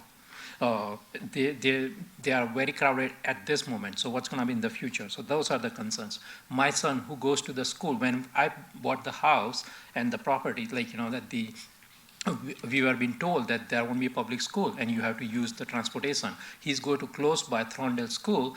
The problem is now with the more people coming in, that's the only one school in the area. There will be more strain on the system. How about their quality of the education and the life? So those are my concerns about the public, the resources. And earlier my friend mentioned we talk about the signal light. There are so many accidents happen because of the curve road where the Nexus and the Fogel Road, we have asked for the signal light to be in place. It's been 1.5 years and there is no result.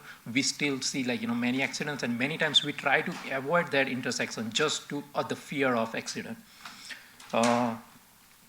Then it comes about the traffic. We talk about earlier about the bus transport services, now about the traffic. If this many buses or the cars comes in the road, that will create the congestion. So that's also another issue. And that's also create the safety issue as well. Earlier my friend mentioned about the project about the employment. I'm not digesting that employment number. One of the reasons is how many people coming in versus how many people creating the job, that doesn't match. I think that's less than 5%, and we need to consider between temporary job versus the permanent jobs. Lastly, I want to emphasize that the 2 already existing tower versus the 7 new building, that will create a chaos. And Brampton, which they emphasize as a Brampton flower city, it won't be a flower anymore. It will be just create a new concrete jungle. And I'm sorry to say, but we living in the house surrounded by this many buildings. And with this platform, I generally ask the question, if our delegation, let's say, it won't be successful, and if we decide to move away from, because we are not happy with this amendment, do we get subsidied in terms of, subsidized in terms of the land transfer fee or anything? So please let us know. Thank you. Thank you very much for your delegation. Next one is Jigmesh Shah. Please come forward. Good evening, everyone. Thank you for giving me opportunity to speak on behalf of our community. So I truly agree whatever concern presented by other delegates before me. I completely agree to all of them. Just to add more onto that is while the presentation was being given by Mr. Chen, I noticed that they are planning to give the entry to the buildings from the back side of the building, which is Roxburgh Crescent. So if this is going to happen, it will be a nightmare in terms of traffic. Because if you're planning to get in all the cars from the backside of the building, which is already in a high density area, I'm not sure what's going to happen with the traffic. So that is my major concern. And also, even if you want to add the density, maybe we can reduce it by at least half, 43-story buildings. What will happen to the ventilation of our houses, which are already built? And we already paid a premium price for these houses. And now, after these 10 more buildings, what is going to happen? So that is all I have to say. Thank you. Thank you very much for your delegation.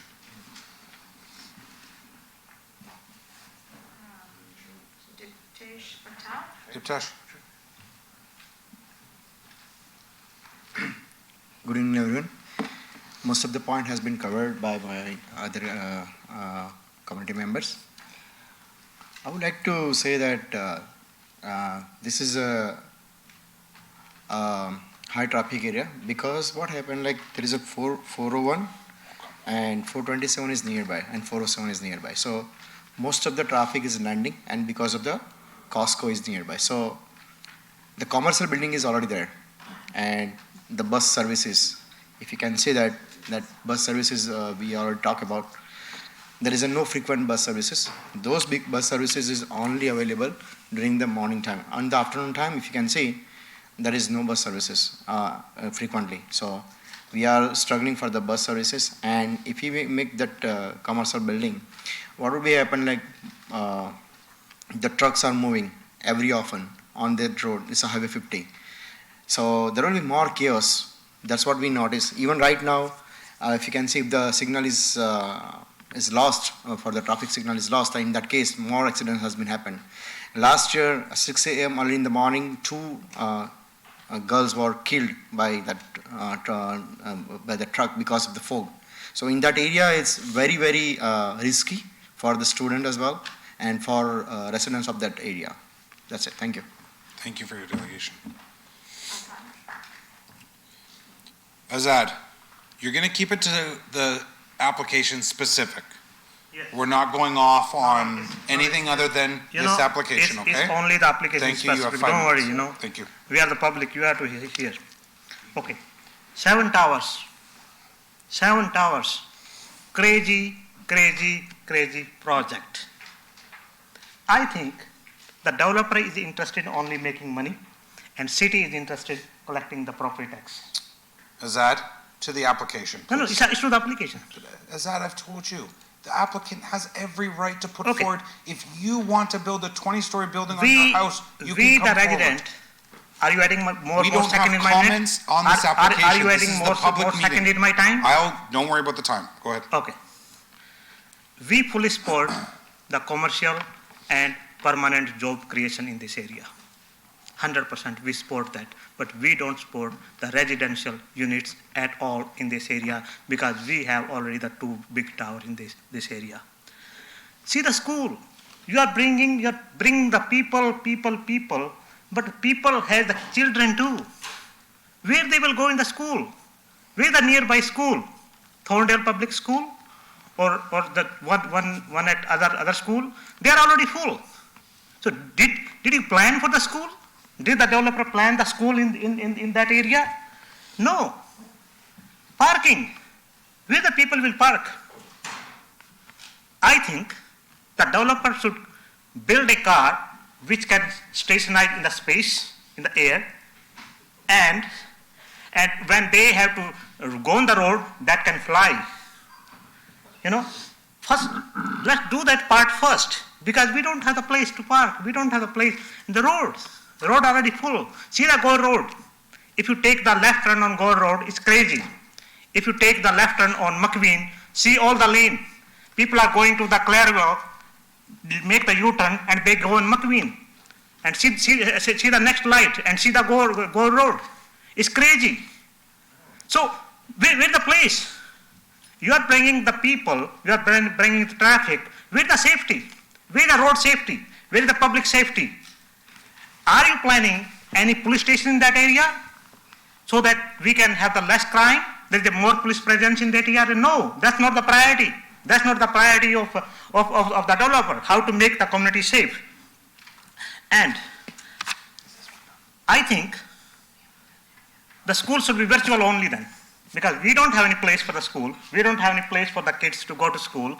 Then the developer should just create, or the Peel board should create only the virtual school where there is no communication for the student with each other. So what kind of country we are building? What kind of community we are building? And I think Pat is listening to that one, because that's his area. And park it. See, 7 crazy towers, thousands of residents, 2 existing towers, and the park it.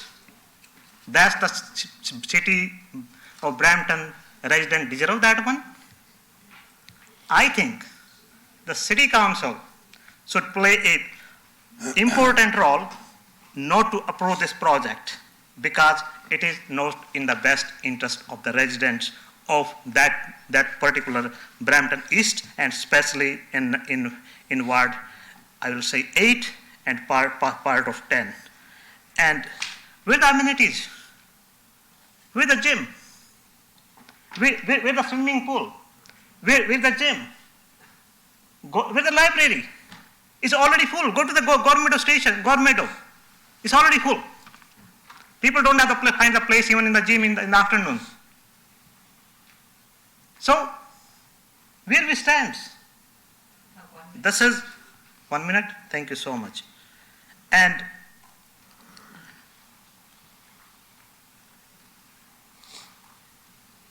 I will say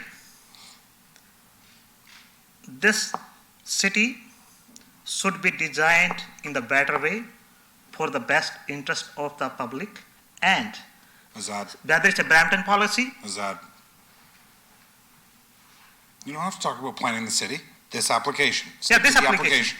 I'm talking about the developer, not Stick about to you. the application. Thank you. Yeah, not about you. The developer should bring such a project which make the people life easy, not the people life miserable. Thank you so much. Thank you, Azad. We have 3 more delegations. I have to go to, we have an online delegation that came in earlier, and I haven't acknowledged them. Rakesh Brahmat? Rakesh? Good evening, everyone. I can hear you. Go ahead. I am one of the very first residents of City Point Commons, which is in the same community as the proposed development. It came as a surprise to all of us when we first heard about the proposal to build 7 additional medium to high-rise residential units in our community on top of 2 high-rise buildings which are under construction. When we look at what is happening on the ground, I personally notice there's a disconnect between the ground reality and the proposal. Mr. Chair, I sincerely request that the city should reconsider this proposal for the following reasons. The proposed development fails to provide an adequate transition between the proposed high-density tower and the existing low-rise residential neighborhoods. This abrupt change in height and density is likely to create significant negative impacts, including shadowing, reduced privacy, and an overall loss of community character. The significant increase in residential units will inevitably stain existing infrastructure, including roads, public transit, and utilities. The current infrastructure is not designed to accommodate such a high density of population and activity, leading to a congestion and reduced quality of life for current residents. Have you noticed traffic crowd situation at present at Queen Street and the Gore Road? It's like a sea of people seen every morning at that intersection, sometimes 150, 200, 300. I think we need to have a zebra crossing there immediately. Sometimes it takes 60 minutes, 90 minutes, maybe more than that, just to hop onto the bus that takes us to York University or downtown. Again, reiterating the same thing, schooling is a major concern. The current school, Thorndale Public School, is at capacity. How does the city plan to accommodate the anticipated significantly higher number of school admissions? The proposed plan does not clearly explain how traffic will be managed in and out of the proposed development. Please consider the movement of hundreds of cars entering and exiting from these buildings. The city is significantly behind in addressing basic infrastructure needs, such as installing traffic lights at critical intersections. As we have been discussing, as City Point residents, we seek a safe and a secure community, including safe entry and exit points. Since day one, we have witnessed numerous accidents at the intersection of Fogle Road and Ravenbury Street or Nixon Street. All the incidents have been reported to the city, along with a request for a traffic signal. But since after 18 months, we haven't seen anything happening.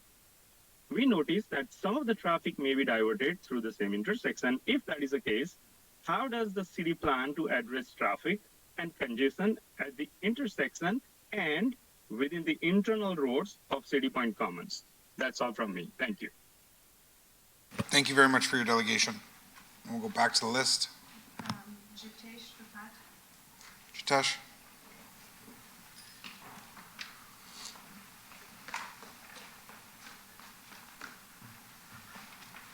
Thank you, Chair, again, and thanks everybody. Listen to again. We're just living, and then we just heard about this plan, and we weren't aware of this plan. There's 7 buildings, 2,500 houses. This is terribly going to impact the area. We live and work in the same area, and the reason why we stopped by and decided to delegate, because it's going to affect our life everyday, practically for schooling, traffic, parking. These are going to be issues. I know these issues have been repeated by everyone again and again, but these are the issues. We should rather focus on developing infrastructure in the area so that first, and then develop something like this so that it can be addressed. City of Toronto, downtown, can accommodate things like that because they are all connected. There are LRTs, trains, subways connected there. We don't have any of such system here. So we need to develop those first and then develop something like this so we can at least accommodate. This is really disastrous for this area. Please consider our plea and take decision accordingly. Thank you and have a wonderful day. Thank you very much for your delegation.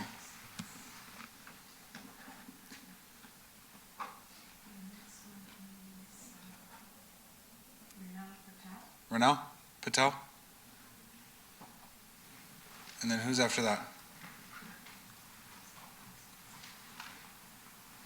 Who's after Renal? Okay, come on up. You're next after Renal. Divyesh? Yep. Renal is now. Yep. Hello, Mr. Chair. Go ahead, Renal. I'm here again. Since 7 o'clock, it's a goosebump hearing all this stuff. As I said, the kids are small. 2,500 more families coming to the area. That means at least 25 kids more. Do we have a facilities? The first question mark. I'm asking you, sir. Do we have a facilities? Do we have a facilities? Do we have a police station? Riverstone, Gore Meadows. Whenever we call police, they don't have time to come on a time. Deputy Mayor's working on a third. Sir, you are my chair Your right police. now. I'm going to ask you I know, for but sure. that's your counselor. Everybody is Okay, working sorry. for Brampton. Please go ahead. Please go ahead. I apologize. Everybody is working from Brampton. 2,500 family on just particular, a very small area. It's just ridiculous. I'm sorry for my language. No. I'm sorry for my language. That's okay. But it's blowing out right now. It's blowing out. The 300 families, 400 families front of my house, 30 feet. And this another 2,500 family, please stop it, sir. This is not possible. Absolutely not. I take my kids to the Uncliffed. Taking the same road. It takes me at least 10 minutes to take a left turn without that 2,500 families. If that comes, God knows how many accidents. And why it's left turn accident happened? Everybody's late to go. They didn't see it's a red light. They just boom, an accident. So if this 2,500 families on that intersection, practically it's not possible, sir. So I strongly oppose for this. Thank you so much. Thank you for your delegation.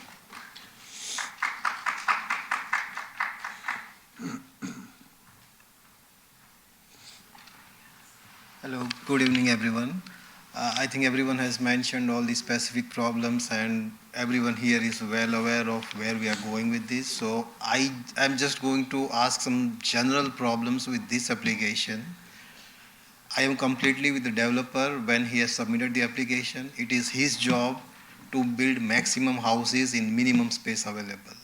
But at the same time, isn't it the city's job to think about the population density, whether we have the facilities available for the people? So I am not only this application, but even the other applications, I don't understand why these applications are shown on the screen here. Why are they not stopped by the developers, the planners, or sorry, not developers, the planners and the city? Okay, you want to build this many houses, fine, come after we increase this 2-lane road to 5-lane road. After we build a school here, come after we build a community center here. Why does these applications have to waste the public's time? Why can't the city not stop it in the beginning? Right, thank you. Thank you for your delegation. Okay, Lauren?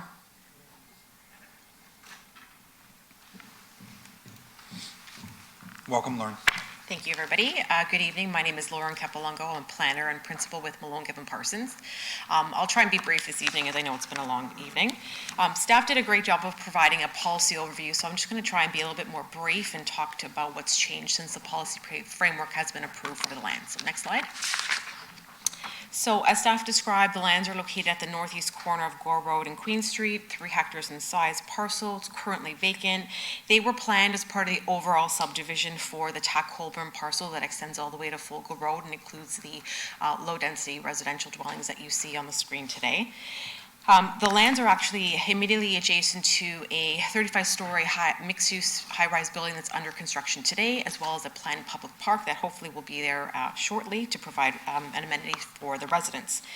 The subject lands are actually strategically located adjacent to the future Queen Street bus rapid transit line that's going to run along Queen Street, and there is a planned BRT station that will be immediately adjacent to the subject lands at the intersection of Gore and Queen Street. And that creates a great opportunity for us to create a transit supportive development with an intensified mode to support the transit investment that's being made at this intersection. Next slide. In terms of the history of the site, this block was, as I mentioned, created as part of the overall plan of subdivision. The lands are shown in red here on the screen. The policy framework that was approved for this property was done so in 2017, as well as a minister zoning order that was done in 2020. However, since those approvals, there's been some substantial changes that have happened at the provincial level. We've had an MTSA policy framework come into effect here that really makes these areas key areas for us to look to intensify and create and add residential dwellings to create and intensify along transit corridors to provide that transit investment that's necessary. Next slide. As staff described, the lands have a office designation in the 2006 official plan. We are within an MTS area. There is a special policy in the official plan that continues through all of the various documents that require us to provide a minimum of 860 jobs. That's a requirement. We are looking to deliver on that objective. We're not trying to avert that at all. We're working collaboratively with city staff to make sure that the 860 jobs minimum is met for this site. So I just want to make that very clear. Next slide. This shows the area within the MTSA for the Queen Street, adjacent to the Queen Street Bus Rapid Transit. The requirement is to provide a minimum density target of 160 people and jobs per hectare. Next slide. This is the city's 2023 official plan that was adopted for the site, and it shows the lands within an MTSA designated as mixed-use office. It provides a whole host of uses, which we're looking to deliver on the major office component, as well as some secondary uses like retail and commercial uses, such as medical office, among other things. Next slide. The Brammy secondary plan, again, there's a site-specific policy in here that requires us to accommodate a minimum of 860 jobs, which we're looking to deliver. So next slide. There was a minister zoning order, again, that was approved for the lands in 2021. It doesn't have the 860 job requirement here, but it has a minimum GFA of 23,000 square meters, which was to equate to the 860 jobs. We are looking to vary that, but it's again, continuing to deliver on the 860 jobs, and we're just looking for some refinement in terms of what all those uses are that will count towards that 860 jobs. Next slide. This is the proposed development. Staff have gone through it in quite detail. Again, I will say that we're looking for 2,461 units, but 5% of those units we're looking to maintain them as affordable units, and we're working with city staff to ensure that that is provided.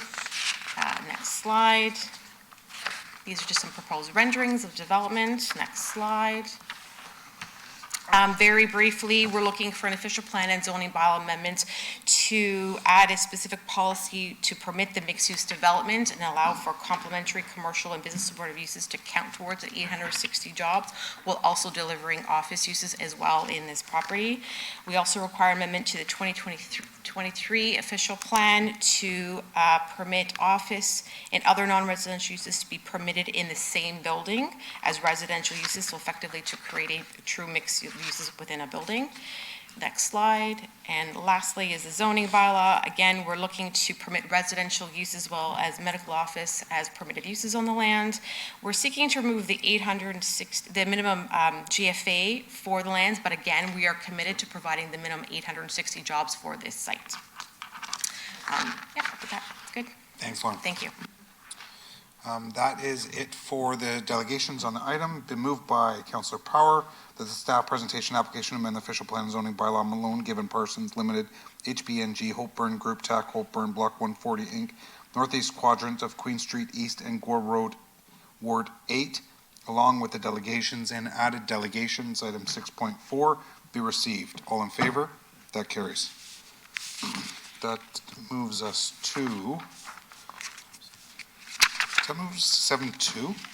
Sorry, I need some support there. I don't have a 6. 7.1 has been addressed. 7.2.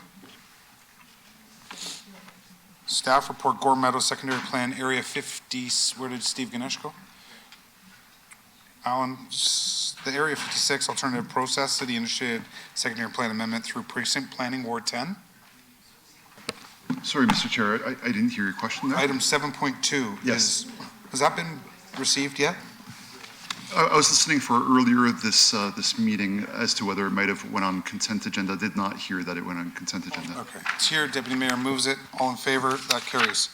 8 ones in consent. 11 ones been dealt with. All other correspondence have been dealt with, correct?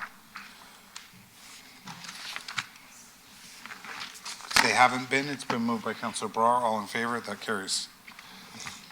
Councillor question period. Any members of council have any questions on anything that related to the agenda today? Seeing none.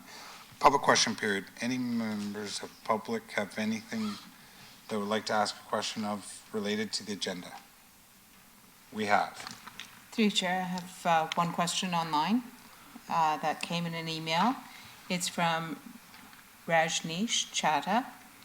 Hi, my question is, when I bought this property, which was a ravine lot, we were asked to pay extra dollars for a ravine lot by sellers. So with new 10-story building, it will be impacting my selling price this time, as obviously buyers would not pay us for a ravine lot. How is the city going to compensate this cost to us? Please address my concern. Thank you for your question, and we'll pass that back to staff to answer in the report when it comes forward. Any other public questions? Seeing none, there's no closed session. It's been moved by Deputy Mayor Singh that we now adjourn. Our next regular scheduled meeting is Monday, September 23rd, 2024 at 7 p.m. or the call of the chair. All in favor? That carries. Have a great night, everybody.